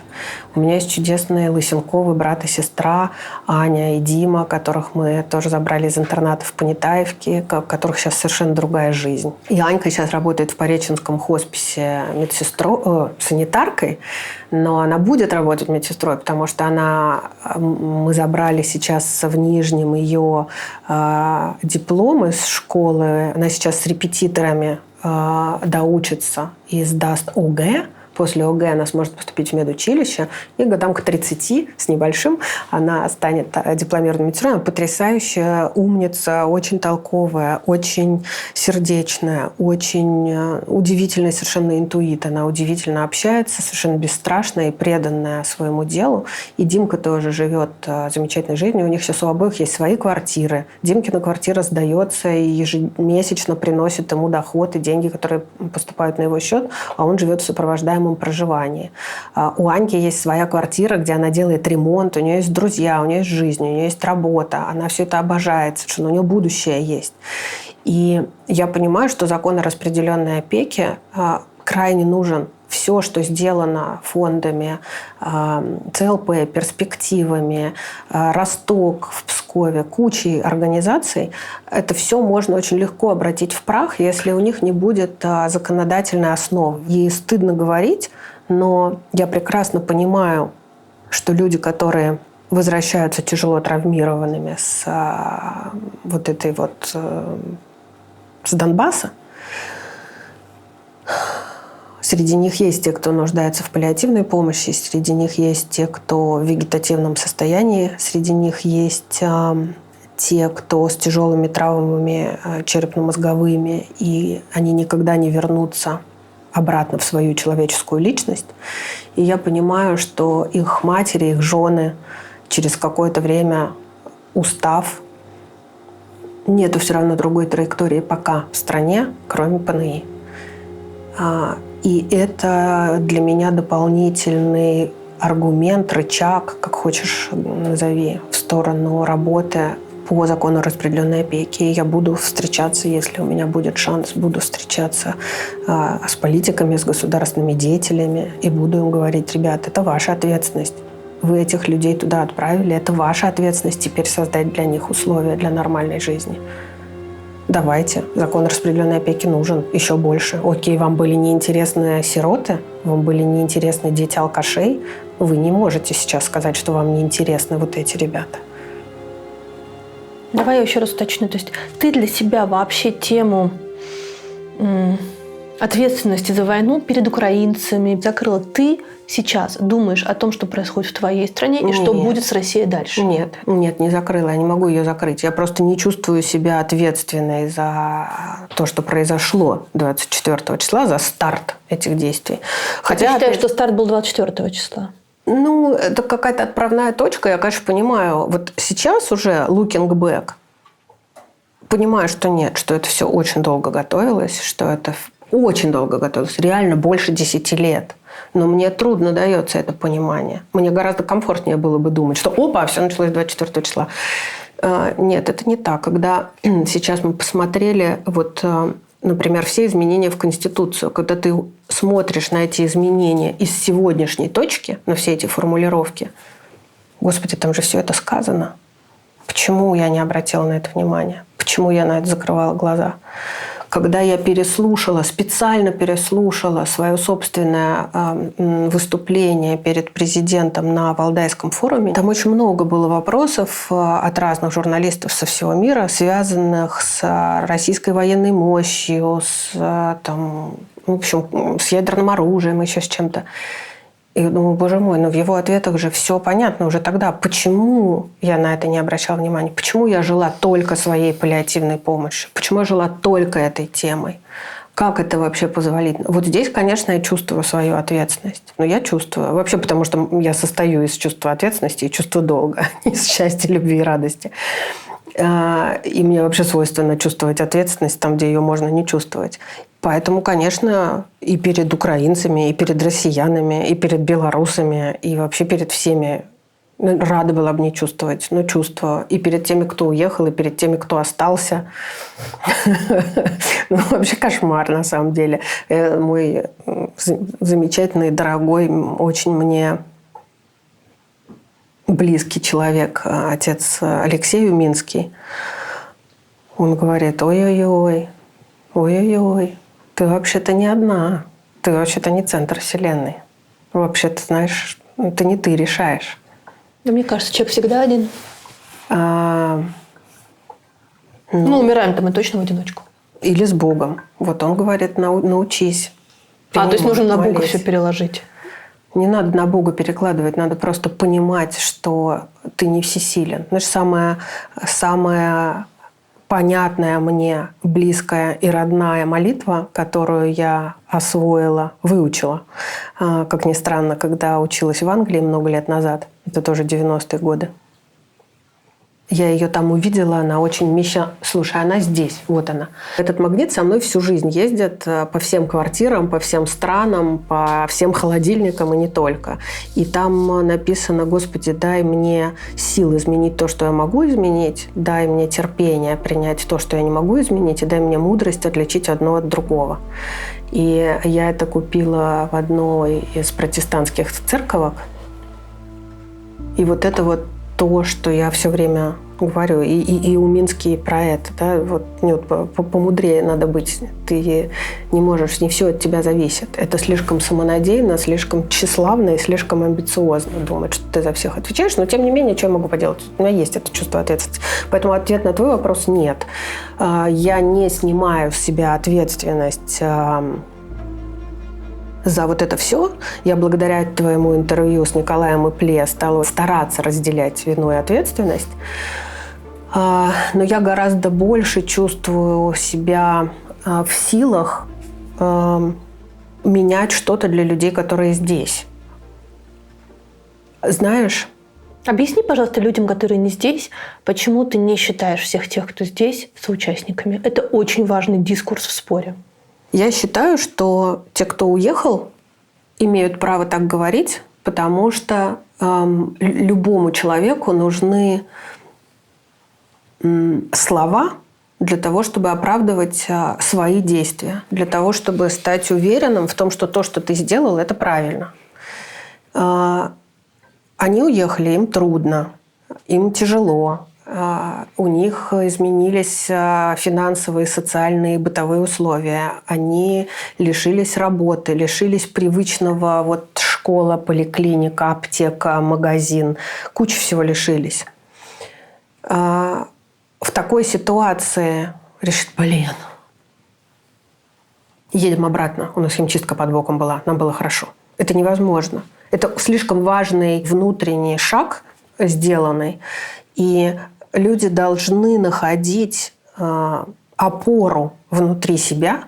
Мы не можем вернуться, потому что то, что там неприемлемо, мы преодолеем эти временные сложности. И все, кто там, нужно себя отделять. Нужно оправдывать и усиливать эту свою позицию.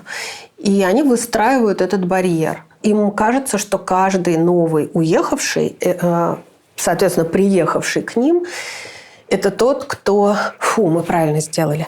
Слава богу, мы сделали все правильно. Это то, что дает им право на этот выдох, да, на то, что окей, мы были правы. В том числе ведь люди, которые про это думают и говорят, они тоже очень много думают и про предательство, у них тоже это есть. А не предал ли я тем, что уехал, тех, кто от меня там зависел, например.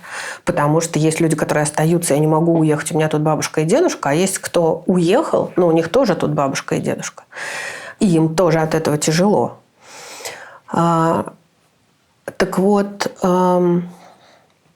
те, кто остаются тут, это те, кто в том числе за их бабушками и дедушками будет присматривать. Те, кто остаются тут, это те, кто будет присматривать за могилами. Страна огромная. Здесь куча людей. И куча людей здесь будут жить всегда.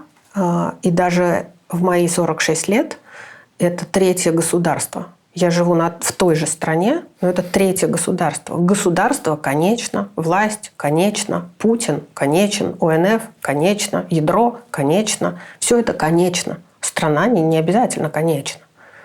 Опять же, я потрясающе сейчас слушаю лекции гарвардского профессора Тимоти Снайдера, он целый курс лекций сделал, порядка 40, по-моему, «Становление современной Украины». Я уже прослушала 8. Офигеть, как интересно. Я вообще очень не любила историю в школе, а больше нигде ее не изучала. И он там такие провокационные говорит вещи, и на самом деле невероятно простые и мудрые. Он рассказывает про то, что нация – это не граница государства. Он говорит о том, что государство в современной политике, в современном социуме, которые начались там с XIX века, перестало быть государством, каким оно формировалось для человека, а сейчас оно стало для государства. И это так везде. И он говорит, а кто вам сказал, что Америка и ее декларация о независимости, и ее границы и так далее вечны? А сколько Америке лет? А что будет еще через 10 лет, через 15? Никто не знает. И с этой перспективы, когда ты смотришь на страны и становления, учишься немножко абстрагироваться, конечно, становится, с одной стороны, проще переживать происходящее, потому что ты понимаешь, и это пройдет у меня кольцо мое любимое с... Как у Соломона? Да, Соломонова, и это пройдет. А с другой стороны, очень тяжело это понимать, потому что получается, что мы все такие троечники, знаешь, мы все из класса в класс переходим с минимальным набором знаний. Не совершенствуемся от поколения к поколению, повторяем ошибки, не делаем правильные выводы. Но одновременно мы и мудреем за этот год все. Понимаем, что мы не способны изменить столько, сколько мы думаем, что мы можем изменить. Да? Мы научились уменьшать до разумного собственные притязания на влияние. совсем соглашусь, кроме того, что в итоге платим за это не мы, а все те мертвые, которые собирались платим. жить дальше. Мы тоже платим, все платят. Мы не жизнью платим, как-то дешевле обходится. А кто его знает? Я, например, искренне верю в то, что жить труднее, чем быть мертвым. Намного. У кого-то были другие планы. Да, у меня тоже были другие планы. У моих детей были другие планы. И есть еще одна штука. Вот во власти разные люди. И есть масса людей, которые понимают, что паллиативная помощь нужна и должна развиваться. Окей, они могут как бы использовать это в качестве пиара, там, как угодно, да? Но есть же люди, которые это не для пиара, потому что они действительно нуждаются в помощи, когда они уходят из жизни и тяжело болеют. И я прекрасно понимаю, что сегодняшняя пропаганда работает так. Если даже я уеду, то меня и мое дело надо будет растоптать, надо будет сравнять с землей, надо будет доказать, что это враг, который уехал, и он какие-то гребаные западные ценности. Это паллиативная, как когда-то Жириновский сказал, это полиэтиленовая помощь. Что это за слово? Пришедшая с Запада. Это какие-то непонятные ценности. И будут доказывать, что я воровала, что я там, не знаю, бабушек убивала за квартиры в центре, наркотики распространяла. Вот я прекрасно понимаю, что мой отъезд повлечет за собой циничный разгром, расстрел того дела, которое начала мама. Ты так думаешь? Я уверена в этом. Примеров нет таких. Знаешь, в чем фантастическая жертвенность и гениальность того, что сделала Чулпан, когда уехала? И во многом эта жертвенность случилась благодаря вашему интервью. Она на себя взяла все за всю благотворительность. Вот сколько людей из благотворительности уехали? Очень многие. Почему ничего не случилось с их фондами? Потому что очень мудро сделала Чулпан. Потому что она первая уехала, она сказала вслух, и она произнесла все те слова, которые не позволили никому трогать «Подари жизнь». Это как в этом жутком тюремном жаргоне, это был бы зашквар. Да?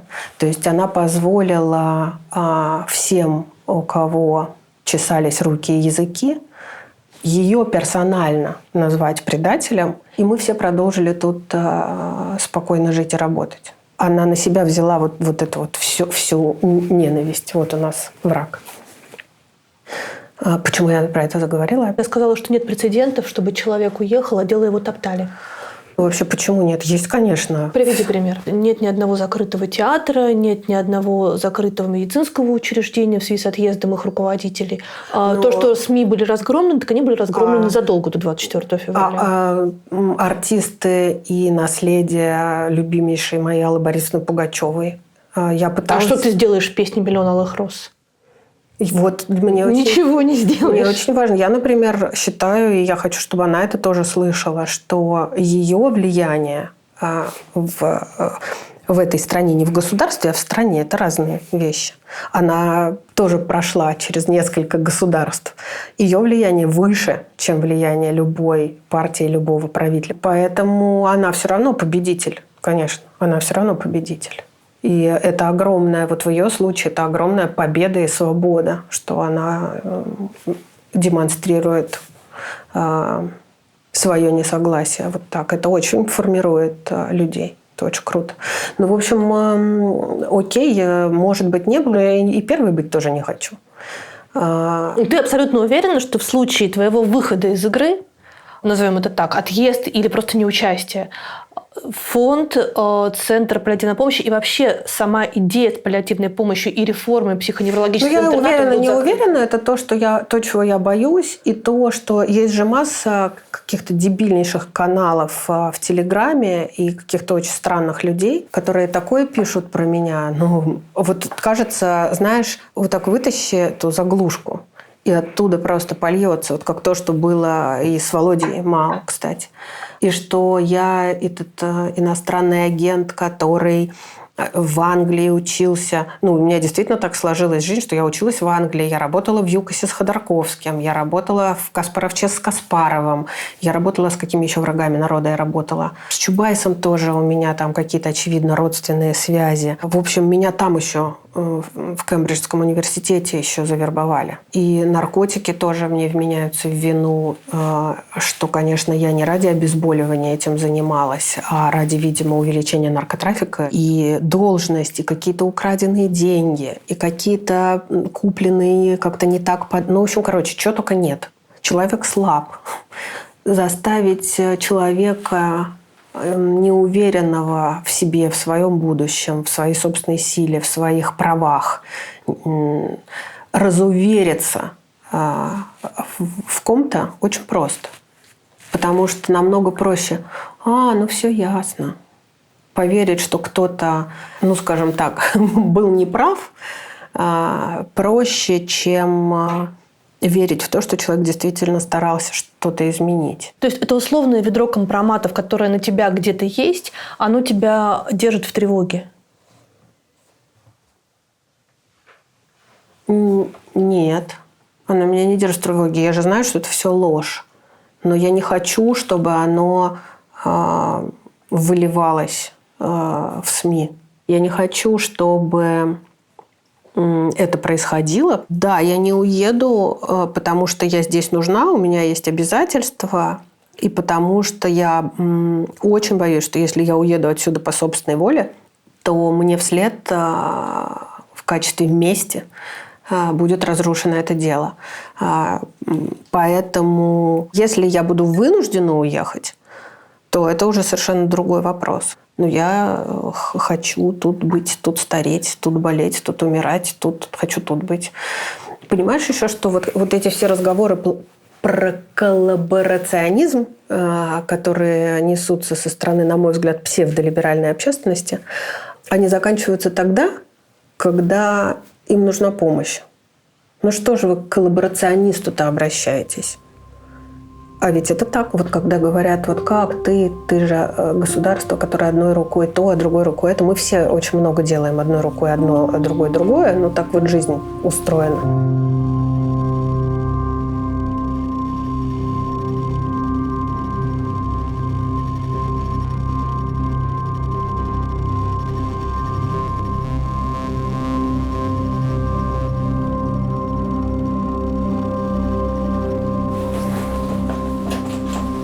Шикарные цветы.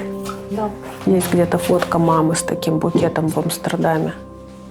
Ты думаешь, что мама с папой нет, это хорошо, или мама с папой нет, это плохо, потому что ты не можешь с ними хорошо. поговорить? Я могу с ними говорить, я с ними в постоянном диалоге. Сегодня ночью последний раз с мамой мусор выносила. Что она говорит? Но мы обе с ней были сегодня в очень расстроенных чувствах ночью. Видишь, смотри, там умерла Чурикова, умер Вахтанг Кикабидзе. И в этот же момент погибает 20 человек, которым по возрасту не надо было погибать. Они погибают в Днепре. Может быть, 20, может быть, 200. Мы не знаем. Как можно выстраивать систему уважительного отношения к смерти в мире, где смерть обесценилась? Никак. Это невозможно. Паллиативная помощь, суть которой достойное умирание и достойный уход из жизни, она недаром появилась тогда, когда все остальные виды медицинской помощи уже относительно развиты. То есть есть и работает родильный дом, есть и работает многопрофильная больница, офтальмологическая клиника, онкоцентр. Людей научились излечивать и лечить. И тогда, в связи с тем, что ценность идеологическая и финансовая человеческой жизни сильно выросла, в человека очень много вложено, тогда начинает развиваться помощь паллиативная, помощь в конце жизни. И она никогда не должна быть первой. То есть, если ты сделал хороший хоспис in the middle of nowhere, да, вот у тебя вот все остальное у тебя в разрухе, то это очень плохо, потому что это право на то, чтобы не делать дальше. Это право на то, чтобы не делать онкоцентр, роддом, не знаю, все, что хочешь. Ну, потому что вот мы, знаете... То есть не берите эту жизнь до умирания. Мы не можем вас вылечить, но у нас тут хороший хоспис есть, мы вас обезболим. Да? Это не дело, это неправильно. Поэтому... логичным образом во всем мире хосписы и паллиативная помощь стали появляться тогда, когда уровень развития медицины достиг определенного уже после появления антибиотиков, условно говоря. Конечно же, говорить о том, что паллиативная помощь может развиваться и жить в стране, где не ценится жизнь человека, конечно, нет, это нелепо. Потому... Советский Союз стал заниматься паллиативной помощью только тогда, когда выросла вот в этих границах, выросла цена человеческой жизни. Тогда, когда не только из Афгана были войска выведены, а тогда, когда и чеченские войны, в общем-то, более или менее уже закончились. Мы очень быстро сделали вот этот шаг назад к обесцениванию человеческой жизни. Очень быстро. За пару лет. И это обесценивание – это не только частичная мобилизация, это много чего. Это, например, то, как реагируют люди во власти на пытки в тюрьмах. То, что мы не принимаем годами законы о домашнем насилии, по сути, оправдывая домашнее насилие, и при этом принимаем закон об ЛГБТ. И здесь вот что меня дико совершенно травмирует. Один из самых твоих эмоциональных постов за этот год. Я не помню пост, но, понимаешь, везде люди из гей-сообщества, они испокон веков существовали с начала времен и будут существовать. И они есть везде, во всех сферах, во всех ступеньках, на всех уровнях. Они есть у людей, облеченных властью, они есть среди богатых и бедных, среди артистов, инженеров. И этот закон не затрагивает тех людей с гомосексуальной ориентацией, которые облечены властью или имеют деньги. Они чувствуют себя в безопасности. Ряд из них даже его поддержали. А как так можно?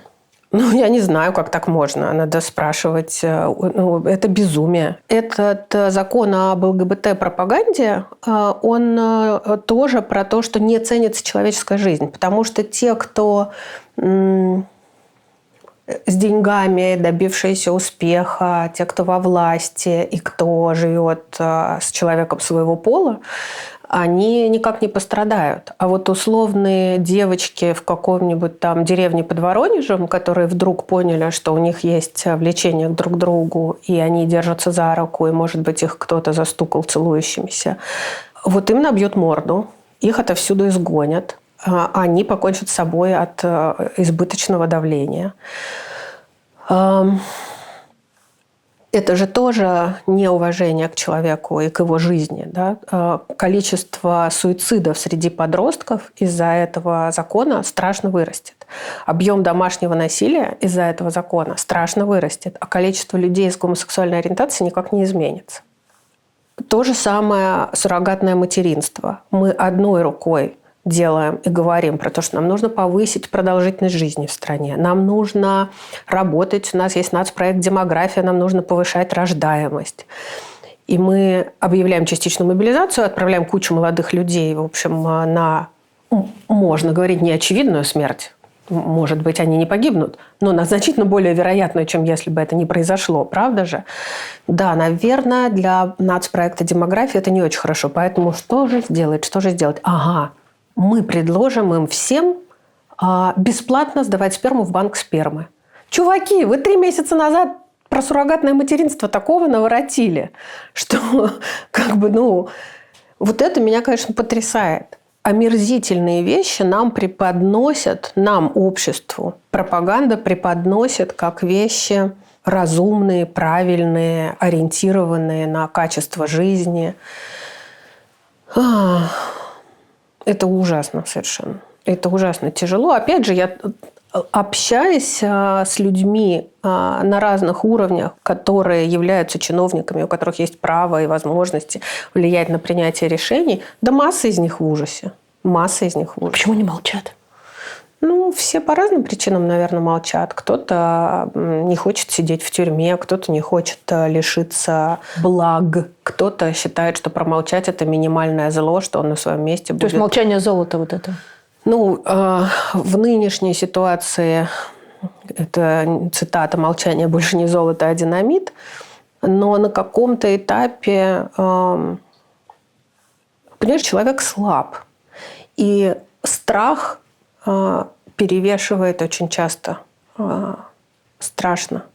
И то, что человек слаб, у меня не вызывает ярости и раздражения. У меня это вызывает сочувствие и жалость. И, кстати, вот когда ты спрашивала, вот как ты там смотришь в глаза, да нормально я смотрю в глаза. Жалею, переживаю. И думаю, как вот... Жалеешь тех, кто продвигал закон об ЛГБТ? Жалеешь тех... Конечно. Конечно. А почему ты их жалеешь? Ну, потому что они не понимают. Ну, они же не жалели никого. Ну, они же не понимают этого. Перестань. Не понимаю. А тебе не кажется, что это вообще звенья одной цепи?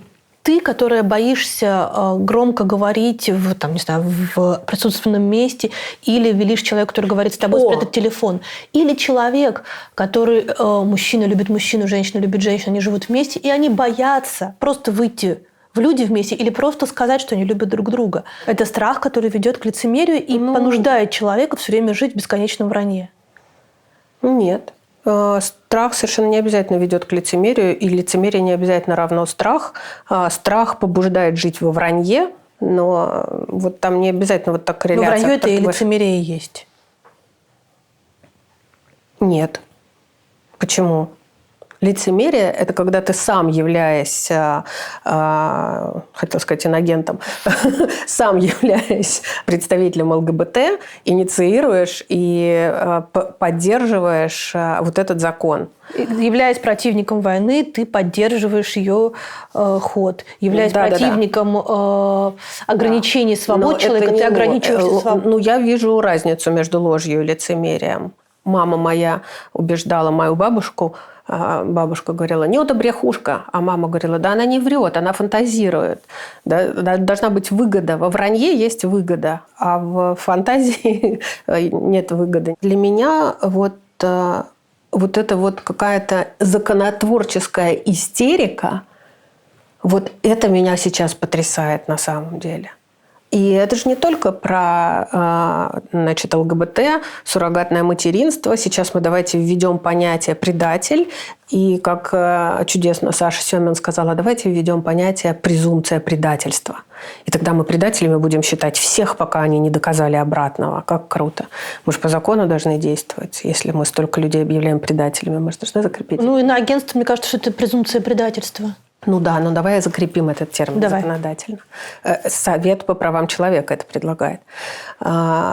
И то же самое, например, касается такого закона, который никто как-то сильно вслух не обсуждает, но у нас накануне Нового года был подписан закон, который, по сути, запрещает социальное обслуживание на дому людям с различными заболеваниями, инфекционными в том числе. Ну, то есть, если ты пожилая бабушка, к тебе ходит социальный работник, и он приносит тебе еду или помогает тебе погулять с собакой. И вот ты заболеваешь гриппом. Все, он больше к тебе не придет. Грипп – инфекционное заболевание. Что ты в результате сделаешь? Ты пойдешь в магазин или в аптеку, или с собачкой гулять сама и заразишь кучу людей. То есть, старенькая бабушка, я умру, скорее всего, без продуктов. Ну, тебе их соседи принесут. Ты можешь сама еще доползти до аптеки, она у тебя на первом этаже работает. Ты заразишь кучу людей. Зачем мы это сделали? Откуда взялся этот закон? Я предполагаю, его корни этого закона, они в начале ковида, когда соцработники возбудили, что, ё-моё, значит, медиков вы всех защищаете, которые ходят в квартиры к людям, где может быть ковид, а мы точно так же ходим, нас не защищаете, поскольку соцработников много, они бюджетники, и их надо как-то защитить. Этот закон почти 3 года назад был инициирован для того, чтобы их защитить от ковида и в итоге снабдить их там тоже СИЗами, не за их счет, а за счет работодателя. Потом, когда были подписаны какие-то указы там, президента, приравнивающих их риски к рискам медиков, им тоже там повысили деньги, там трам-парам. Что-то не помню я ни общественного обсуждения, ничего. Вы вообще, чуваки, понимаете, что вы подписали? Вы сейчас собственную национальную стратегию, которая годами создавалась и была направлена на то, что вот этим тяжелым словом называется стационар, замещающий технологии. Да? То есть большую часть людей, которым можно помочь дома, им надо помогать дома. Не надо запихивать их в больницы, в дома престарелых, в интернаты и так далее.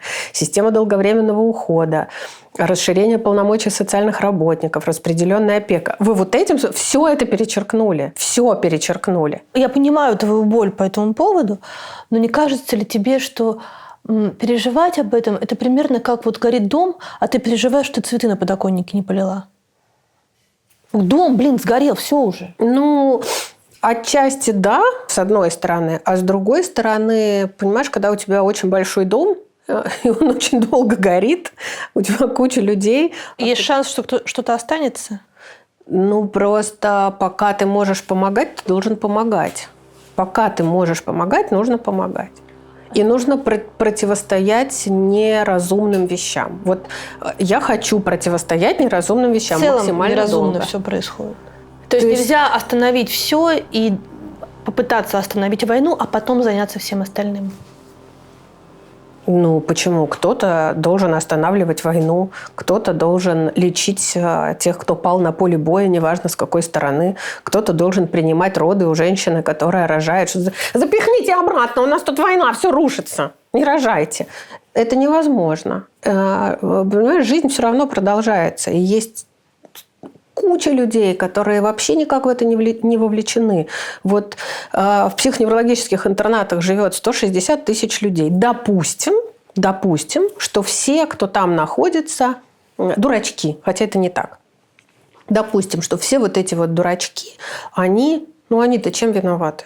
С какой стати я должна перестать о них думать? С какой стати я должна перестать стучать молоточком и говорить: алло. Вот лучше, понимаешь, лучше я... Нет, не хочу это произносить.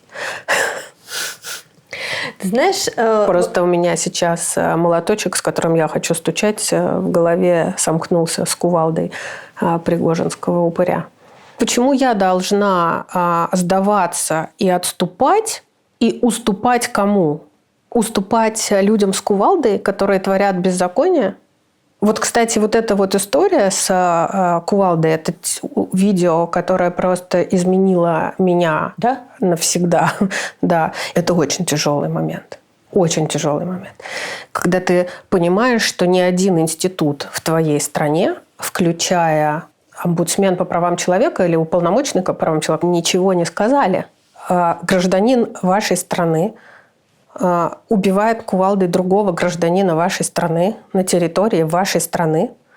Это тиражируется через все мыслимые каналы в социальных сетях. Люди, которые являются голосами страны, включая Маргариту Симонян, комментируют это событие как нормальное. И вы, как человек, который уполномочен защищать права человека, вы почему молчите? Ну как можно? Ну какая разница? Вот, понимаешь, вот это то, что я не могу принять. Когда человек, который был привлечен к участию в специальной военной операции из тюрьмы, он был помилован, он был нанят контрактником, это значит, он должен по законодательству, ну и, видимо, по этому контракту получать большие деньги за то, что он будет участвовать, хотя, может быть, на этих людей это не распространяется, но вряд ли. Потому что, как мы знаем, они были помилованы, чтобы выйти из тюрьмы. Сначала помилован, потом ты выходишь, ты уже свободный человек, ты заключаешь контракт, идешь контрактником воевать. Это задним числом мы узнали, что происходит. Тем не менее, один из них, не один, их множество. Но еще про одну историю мы узнаем буквально на днях. Значит, погибает этот человек, человек, его, как груз 200, с почестями привозят в его родной город. И в его родном городе его хоронят с караулом, с этими выстрелами, то есть с российским флагом. Он является человеком, отражающим величие моей страны. И потом я выясняю, что это человек, который убил собственную мать, и который 24 года сидел в тюрьме. Ребята, вы вообще в уме? Вам там кто пишет инструкции-то? Вы что вы выпячиваете? Вы что в телевизор вкладываете? И про это же... Он искупил свою вину служением Родины. Так, искупил это свою слова. вину, Кать, перед кем? Перед собственной Родиной. матерью? Нет, передо мной он не искупил свою вину. Значит, ты не Родина. Я не Родина, я уродина. Нет, он не искупил. Ничего. Вину нельзя искупить так. Вину искупить можно перед Богом. Понимаешь, я не хочу, чтобы все, что происходит на той земле, которая мне очень-очень-очень дорога, чтобы здесь вот это вот побеждало, чтобы здесь только это и оставалось. Те, кто может кувалдой шандарахнуть убийцу, потому что без суда, те, кто будут под российский гимн и с флагом олицетворять вот эту землю, а на самом деле они 20 на 24 с лишним, половину моей жизни он должен был просидеть в тюрьме, потому что он убил мать. Я была не в одной тюрьме, в том числе в тюрьме в Хабаровском крае, Ильбан, где тюрьма для людей с пожизненным сроком.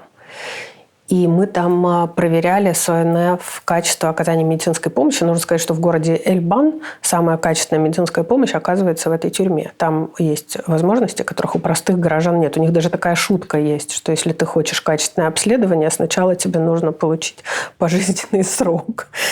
Так вот, конечно, когда я своими глазами вижу людей, нуждающихся в помощи, смотрю там истории болезни, я не думаю про то, что у них на двери камеры висит вот там фотка, номер дела и вот это вот все, по каким статьям они осуждены. Но мне все время напоминали сотрудники во время каких-то там разговоров, они говорили, вы только не забывайте, что вот этот вот человек, он трын-тын-тын-тын-тын-тын. И вот у него вот столько изнасилованных, столько убитых, там столько чего-то. И я говорила, да, окей, но по закону мы лишаем его свободы за это. Мы не имеем права лишать его медицинской помощи. И когда я представляю, что вот эти люди должны защищать, камон, это в мою голову это не укладывается. Это все фарс, который стоит сотен тысяч человеческих жизней.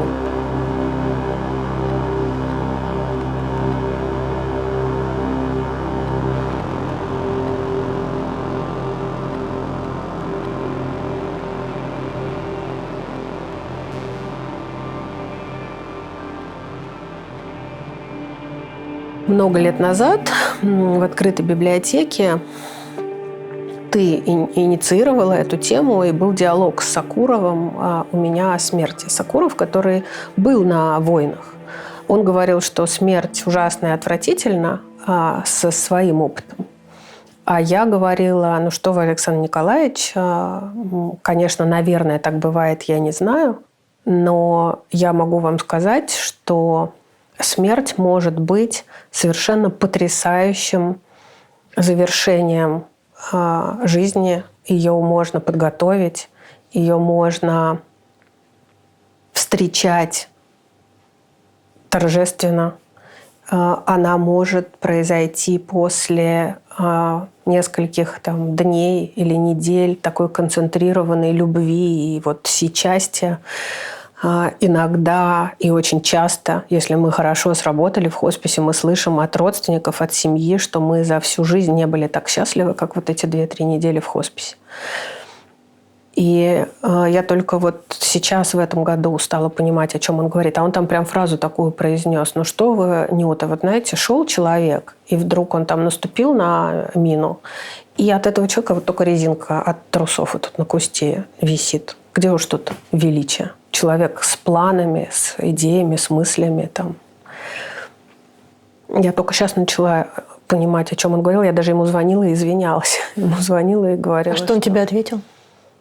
Он в очень тяжелом сейчас состоянии. Я не очень помню, что он ответил, но мы с ним говорили и про это, и про его потрясающий фильм «Сказка». Вот, наверное, это его последний фильм, который мне довелось увидеть. Последний и для меня, как ни странно, самый лучший и самый понятный из всего, что я видела Сокуровского. Просто в 2022-2023 году, в моем понимании, смерть не может и не должна быть рукотворной. Это очень стыдно. Знаешь, очень как для меня началась война? Для меня война началась в 2015 году. И ты, как ни странно, к этому имеешь отношение. Один из хосписов в Донецкой области попросил помощи. И они прислали видео. Видео было такое. Кто-то оставил случайно на столе в палате телефон, включенный с камерой. И такая палата хосписная, там лежат несколько человек на койках. Кто-то стонет. Ну, это умирающие. Открыто окно, лето, а за окном идет бой. Мы потом в этот хоспис привозили какие-то памперсы. Там у них ничего, вообще в принципе ничего не было, потому что это было самое начало войны. И кто мог, уехал. Да, все, я вспомнила. Не хоспис, отделение паллиативной помощи в больнице, да. Вспомнила ты это видео? Да. Оно длилось, по-моему, там 18 минут. Да. И в нем ничего не происходило, кроме стонов людей, которые лежат здесь и умирают, у которых кончается жизнь, и криков, стрельбы и, видимо, тоже смерти, которые мы не видим в кадре, людей, которые там убивают друг друга. Я была тогда потрясена, что, боже мой, почему мы должны помогать паллиативному отделению в тот момент, когда молодые ребята убивают друг друга, и они не доживут до вот этого возраста.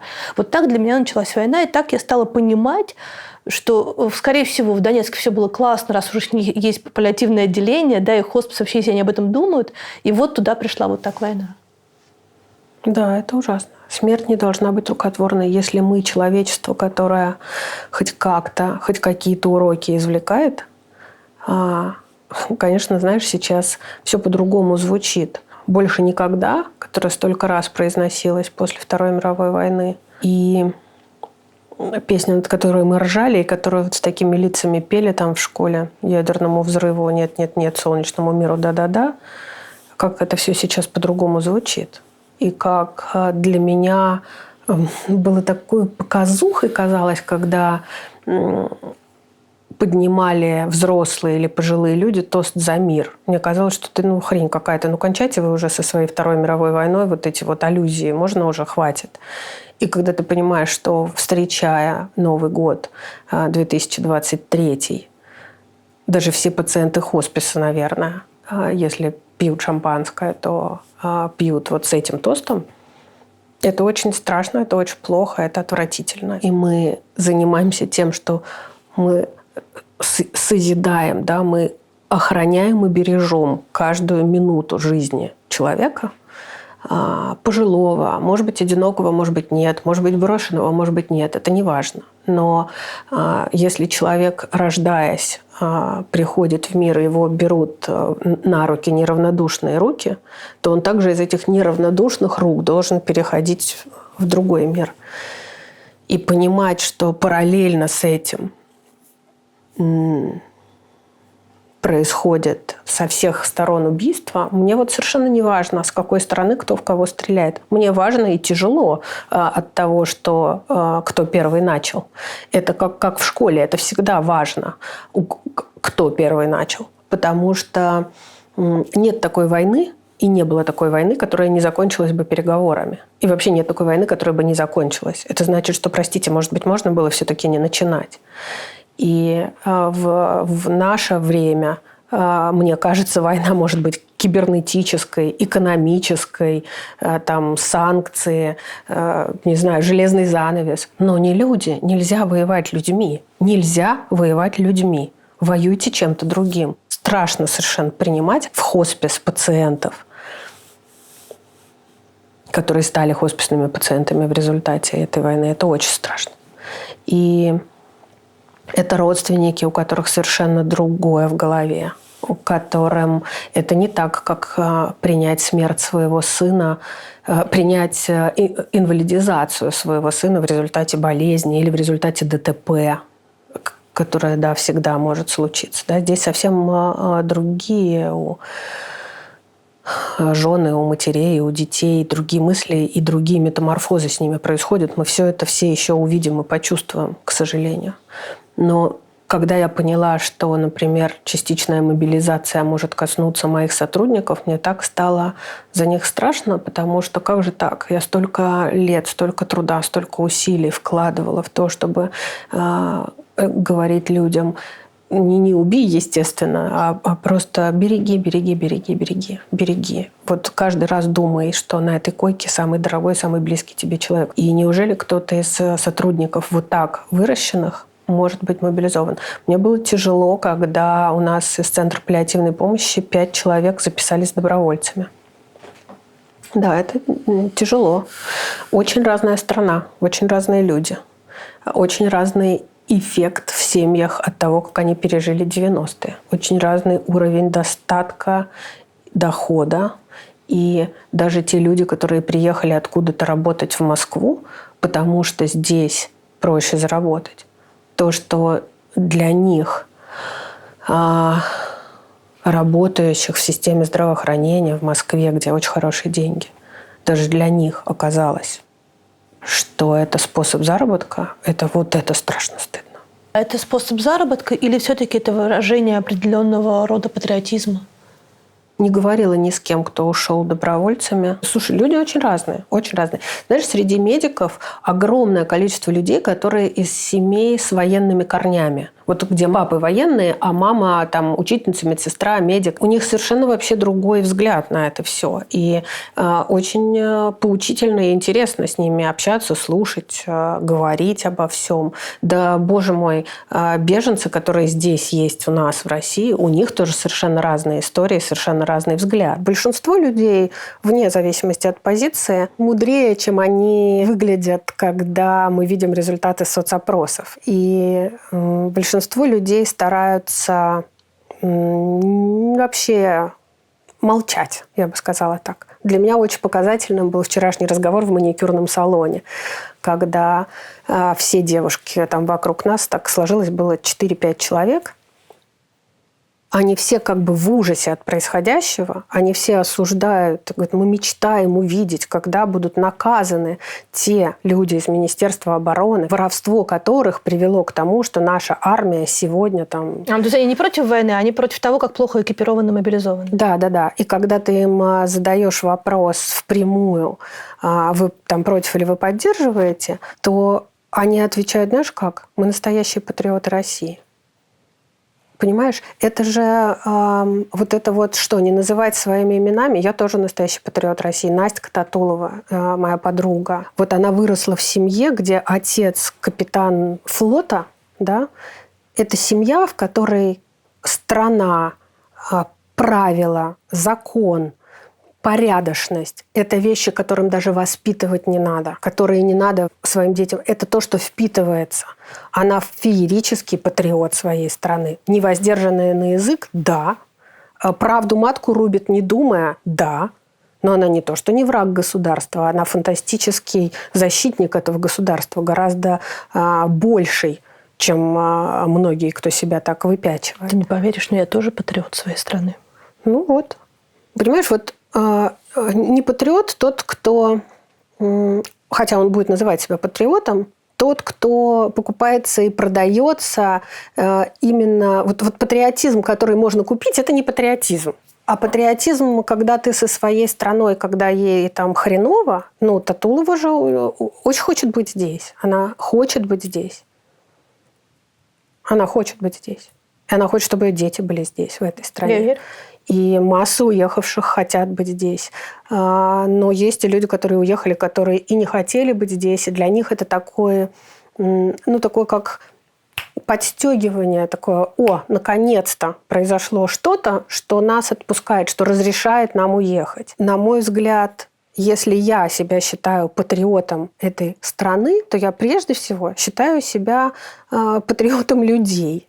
Понимаешь, мне люди важнее. Мне люди, человек намного важнее, чем системы, границы, законы. Вот когда я думаю про законы, и нас откидывает назад эта ситуация. Да, безусловно. Но сколько мы сделали всего вне закона. Первый московский хоспис родился и начал работать и стал потрясающим местом любви к человеку задолго до появления закона о паллиативной помощи. Практики сопровождаемого проживания, раздолье в перспективах, там дом на воле, деревня в Порхове, тот же квартал Луи у Марии Львовой-Беловой. Никакого закона о сопровождаемом проживании, распределенной опеке пока нет. Люди это делают. И закон нам нужен не для того, чтобы, к сожалению, случился толчок, который тут же, значит, сделает все хосписы хорошими, всех с болевым синдромом обезболенными, всех, кого можно вывести на сопровождаемое проживание, выведен. Нет. Он должен для того, чтобы, условно говоря, моей смертью или там смертью Маши Островской право тех людей, которых мы уже защитили, для которых мы что-то создали, защитить. Чтобы они не были переведены обратно в интернат или чтобы из хосписа обратно не ушло обезболивание. Я прекрасно понимаю, что это тот вопрос, который ты мне задала, как я смотрю в глаза. Нормально я смотрю в глаза. И я верю в то, что если человека нельзя вылечить, это не значит, что ему нельзя помочь. Да, руку пожать трудно бывает, но в глаза смотреть важно, нужно и говорить, и принять. Это странная штука. Самое тяжелое, что я сейчас испытываю, это подстрекательство к ненависти. Вот меня со всех сторон подстрекают ненавидеть. Или этих ненавидеть, или этих ненавидеть. Ребят, так сложилось. У меня раньше в телефоне, в планшете, у меня там в заметках был расстрельный список такой. И этот расстрельный список у меня пополнялся все время. Я прям думала, был бы у меня автомат Калашникова, я бы прям вот этих людей бы поставила и прям всех бы, вот всех, суки. Я только смотрю в этот список. Ну, во-первых, там кто-то уже умер в этом списке. Причем кто-то в хосписе. Во-вторых, реально никто не вызывает ненависти. Вот всех жалко. Я ни в коем случае, вообще не про собственные христианских ценностей, не про святость, нет. Но я просто смотрю, и у меня такое, какие же вы дурики. Чего ж вы не понимаете, это что вы делаете? Неужели вы не понимаете? Мне реально жалко. Я прям очень хочу, чтобы у людей было время осознать, понять. Это не про мою хорошесть, это про то, что у меня нет ненависти ни к кому. Я больше не задаюсь вопросом, почему я этому рада. Но со всех сторон меня в этом упрекают. И это как-то странно. Представляешь, меня упрекают в том, что я не ненавижу. И вот я должна выбрать. Я выбрала. Все, я человека выбрала.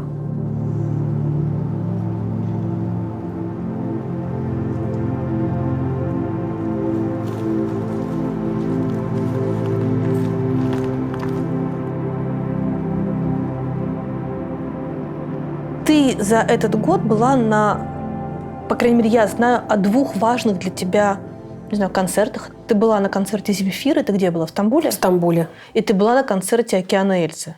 Да. Это где было? В Тель-Авиве. Насколько это вообще разные, не знаю, концерты, и насколько разные люди там оказались? И как ты там оказалась? Я обожаю Земфиру. У нас дома всегда слушали музыку.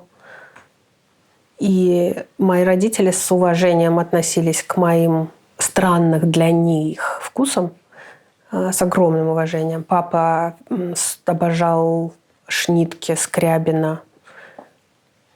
И я помню, как он уважительно отреагировал на мою просьбу купить мне последнюю пластинку Виктора Цоя. Мы с тобой фанаты группы «Кино». Да. Вот эта вот фирма, которая вот эта толстовка, я на сайте все перебирала.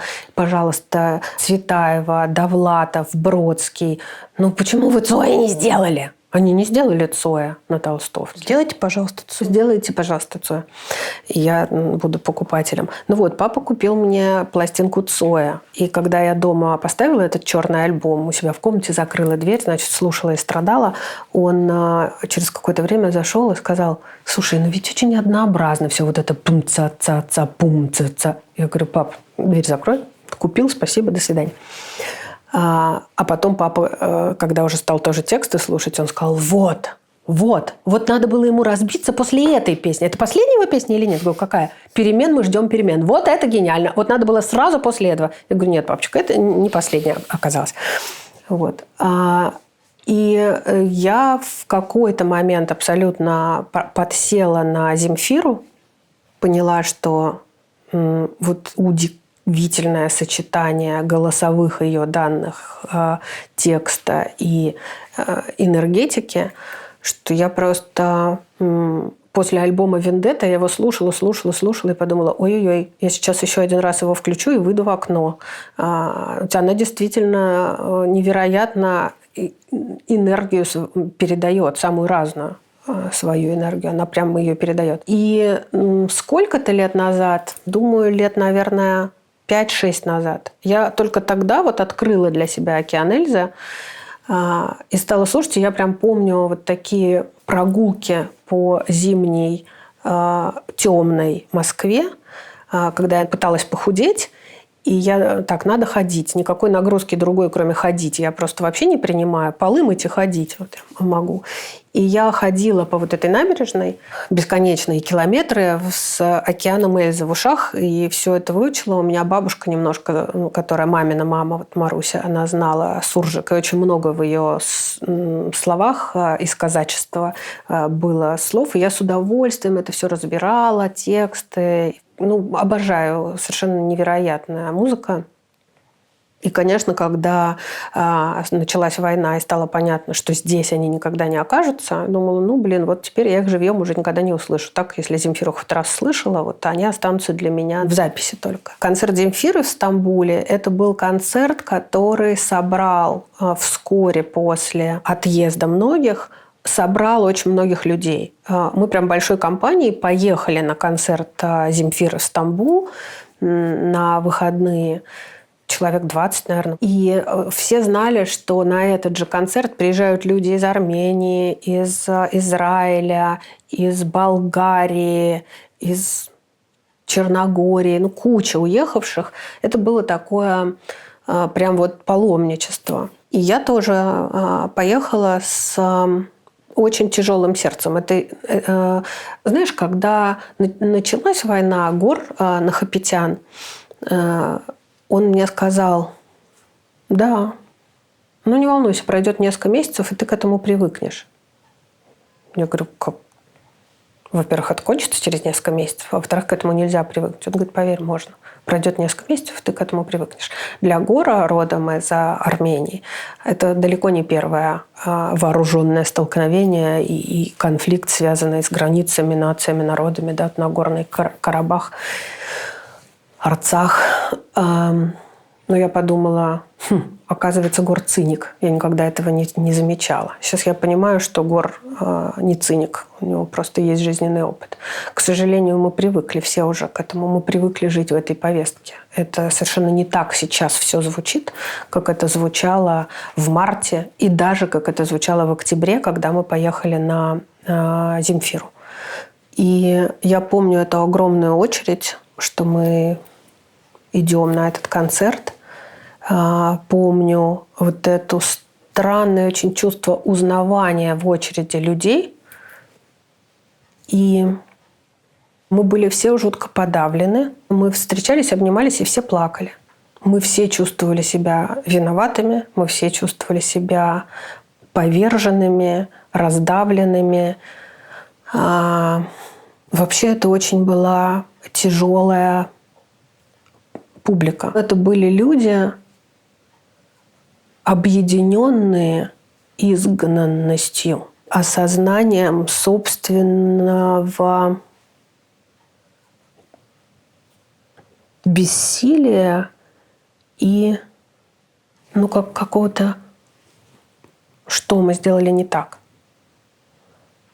Почему мы тут вот все. Было очень тяжело.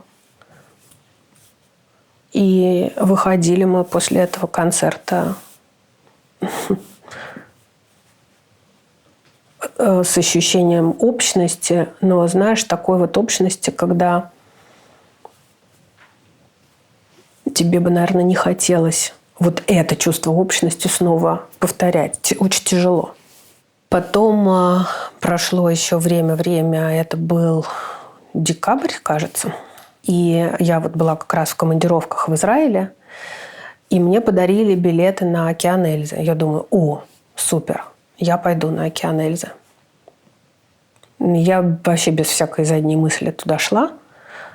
Только при подходе я поняла, что ой-ой-ой, вокруг меня сотни, тысячи людей с украинскими флагами, которые идут на этот концерт в вышиванках. Мне в какой-то момент стало страшно. Я подумала, что... было ощущение, что, может быть, не стоит. Может быть, мне нужно повернуться обратно. Но я довольно быстро почувствовала абсолютную благожелательность. Тебя узнавали? Не украинцы. То есть меня узнавали израильтяне и узнавали уехавшие из России, нынче израильтяне. Все-таки для Украины, для них человеком, который там начал хоспис и хосписную деятельность, была и остается Лиза Глинка. Все-таки хоспис в Киеве – это ее во многом инициатива. А мы хоть и поддерживали разные хосписы, но Лиза была там стартапером в этой сфере. И вот меня потрясло, это была совершенно другая толпа. И когда уже начался концерт, должна сказать, что я Вакарчук невероятно любуется собой. Очень собой любуется. Это мне не понравилось. Я там видела, что он, реально, он прям все время думает, где рубашка должна быть выправлена, где расстегнута, где заправлена, когда он уйдет за кулисы, когда он залезет на колонку. Я думаю, мальчики, это такие мальчики, просто кошмар. Но, конечно, от музыки я офигела, зафанатела еще больше. Но как самое главное, это, конечно, впечатление, которое произвели зрители. Вот этот зал был объединен совершенно не тем, чем был объединен зал на концерте Земфиры. Да? Это был зал людей, уверенных в своей правоте, зал людей, которые ничего не боятся, им ничего не страшно. Это зал настолько заряженный и мощный. И доброжелательность этого зала меня тоже потрясла. Потому что, конечно, я, имея такое внутреннее «опа», а сейчас я скажу, что я из Москвы, а еще, не дай бог, меня тут узнают, наверное, морду набьют. Надо, наверное, подпевать все, чтобы не набили. И со мной сидели муж и жена из Львова. И мы тоже там разговаривали, естественно. Кто-то приехал специально на концерт, кто-то перебрался в Израиль, кто-то беженцы, кто-то тут и живет уже много лет. И они говорят так мне: да вы что? Да о чем вы? Вы что, правда про это переживаете? Да мы же прекрасно знаем, как... Знаешь, у меня как слезы потекли. Это было, конечно, очень все опять больно и стыдно. И стыдно за собственный страх.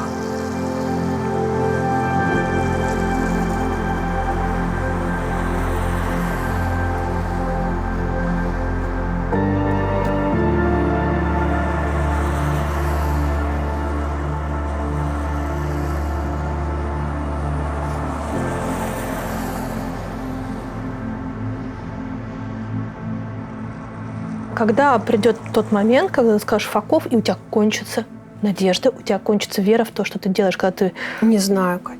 Когда придет, тогда придет. Может быть, и придет. То есть это татуировка, это запасной ход? Ты знаешь, когда я ее делала, парень, который делал, он говорит: где? Я говорю, мне нужно, знаете, чтобы когда я сижу на каком-то мероприятии, чтобы мне это придавало силы. Поэтому я должна иметь возможность взглядом на нее наткнуться. Он говорит: вы знаете, неизвестно, в каком концлагере вы окажетесь и как там это повлияет. Давайте-ка сделаем, на том месте, где не будет видно. Но я думаю, мудрый человек, наверное, хорошо. У меня нет вообще одежды с такими рукавами. Нет, это все бесконечные комплексы, что у тебя толстые руки. Все в лучшем случае такое, футболочка. Обнимемся. И тут я, в футболочке что-то так хоп, и все видно. И думаю, интересно. Это достаточно часто даже в эту погоду оказывается видно. Пугает ли меня это? Не, меня это радует. Но Знаешь, я бы хотела иметь время, в котором я буду принадлежать сама себе. Я очень хочу иметь это время. Может быть, так Бог распорядится, что это время будет в тюремной камере. Может быть, Бог так распорядится, что это время будет на пенсии. Может быть, оно будет на хосписной койке. А может быть, его вообще не будет. Не потому, что я рано помру, а потому, что я так устроена, что вот эта вот моя самость, мое «я», оно мне не дается. И тут думала, в какой ситуации мне по-настоящему хорошо. Вот где я прям вот счастливая и сама себе принадлежу. Ну вот когда? Знаешь, когда? Когда я стою под теплым душем. Ну невозможно всю жизнь простоять под теплым душем. Понимаешь, все равно из него вылезаешь и попадаешь обратно. А ты понимаешь, что в какую бы сторону ни переменилась власть, ты всегда будешь виновата?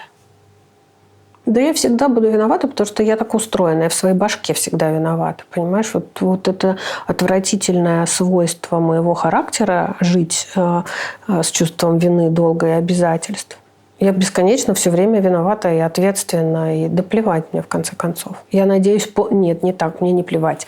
Я надеюсь помудреть до того, чтобы мне стало наплевать на то, кто что думает. И есть только очень небольшое количество людей, числом 4 человека. Папа, мама, Миша и Лёва. Мне не наплевать, что они про меня думают. Для этого у тебя должна быть свобода так сделать. Как? Ну вот поступать так, чтобы было важно только, что они думают. Так нет, я так и поступаю. Мне важно, что они думают. Мне очень грустно, если они не принимают. Но почему, например, для меня важно с тобой говорить? Я считаю, что то, что ты делаешь, это летопись этого времени. Это то, что останется. Вот кучу всего можно будет переписать, да, там, мотивы, законы, объяснять. Но и я понимаю, что сейчас один мой ребенок уехал из страны вынужденно, и он еще очень юный, у него молодой брак, он сейчас очарован собственным взрослением и собственной самостоятельностью. И ему, как и мне было в его возрасте, в моем первом замужестве, ему не до меня. Но как бы я хотела сейчас иметь записи своих родителей в 90-е и понимать, что они думали. Я прям благодарна, что этот кусок останется для него. И мне для него это важно. И Мишка, который жутко на меня злится за то, что я не хочу жить своей и его жизнью, а хочу жить какой-то жизнью, которая он считает жизнь других. Я сейчас понимаю, что это моя жизнь, это я. Что здесь, в этих стенах, в этих границах, в этой реальности я остаюсь собой, я себя не предаю в первую очередь. И оказывается, видимо, это и есть самое важное. Может быть, я на хосписной койке по-другому буду думать, но сейчас я так думаю. И я надеюсь, что потом когда-нибудь он посмотрит и простит то, что сейчас ему кажется непростительным. Наверное, очевидно, что сейчас у тебя не самые еще тяжелые времена. Конечно, вообще легкие. Давай ужас попробуем. Давай попробуем записать твое письмо тебе в тот момент, когда тебе будет очень непросто.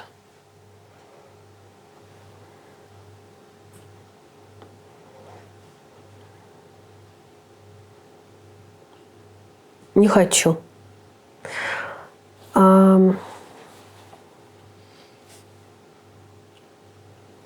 Понимаешь, все-таки работа в хосписе определенную мудрость в нас вкладывает, неизбежным образом.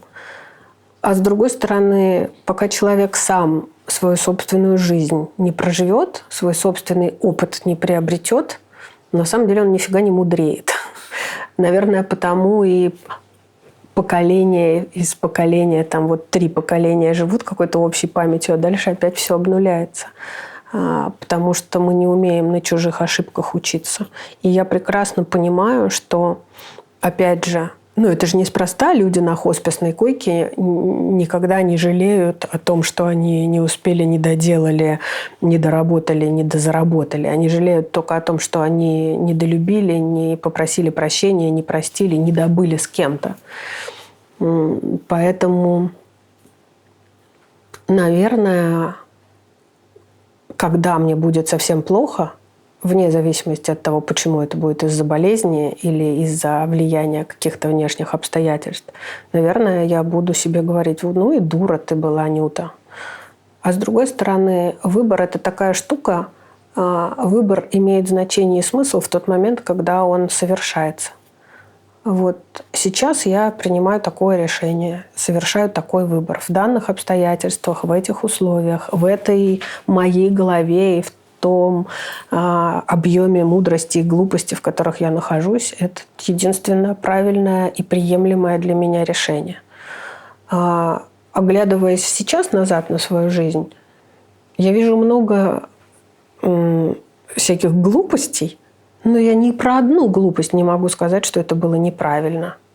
Все было правильно, потому что все приводило к какому-то знанию и следующему шагу. Если предположить, что мне будет очень плохо, ну, давай предположим, что я и так это предполагаю, что я или буду вынуждена уехать, или, уперевшись рогом, я никуда не уеду. И, к сожалению, опять же, я предпочитаю в данном случае говорить пропаганда. И приведет к тому, что я буду арестована, например, за свои взгляды. Ну,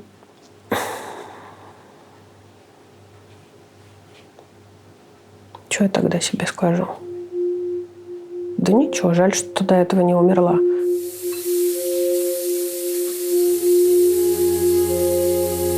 Покажи мне, что ты мне приготовишь. Что я тебе приготовила? Это... Я даже не помню, откуда я его взяла, это стихотворение. Но оно много лет со мной, и я почему-то его чувствую. Кто варит варенье в июле, тот жить собирается с мужем. Уж тот не намерен, конечно, с любовником тайно бежать. Иначе зачем тратить сахар? И так ведь с любовником сладко. К тому же в дому его тесно, и негде варенье держать.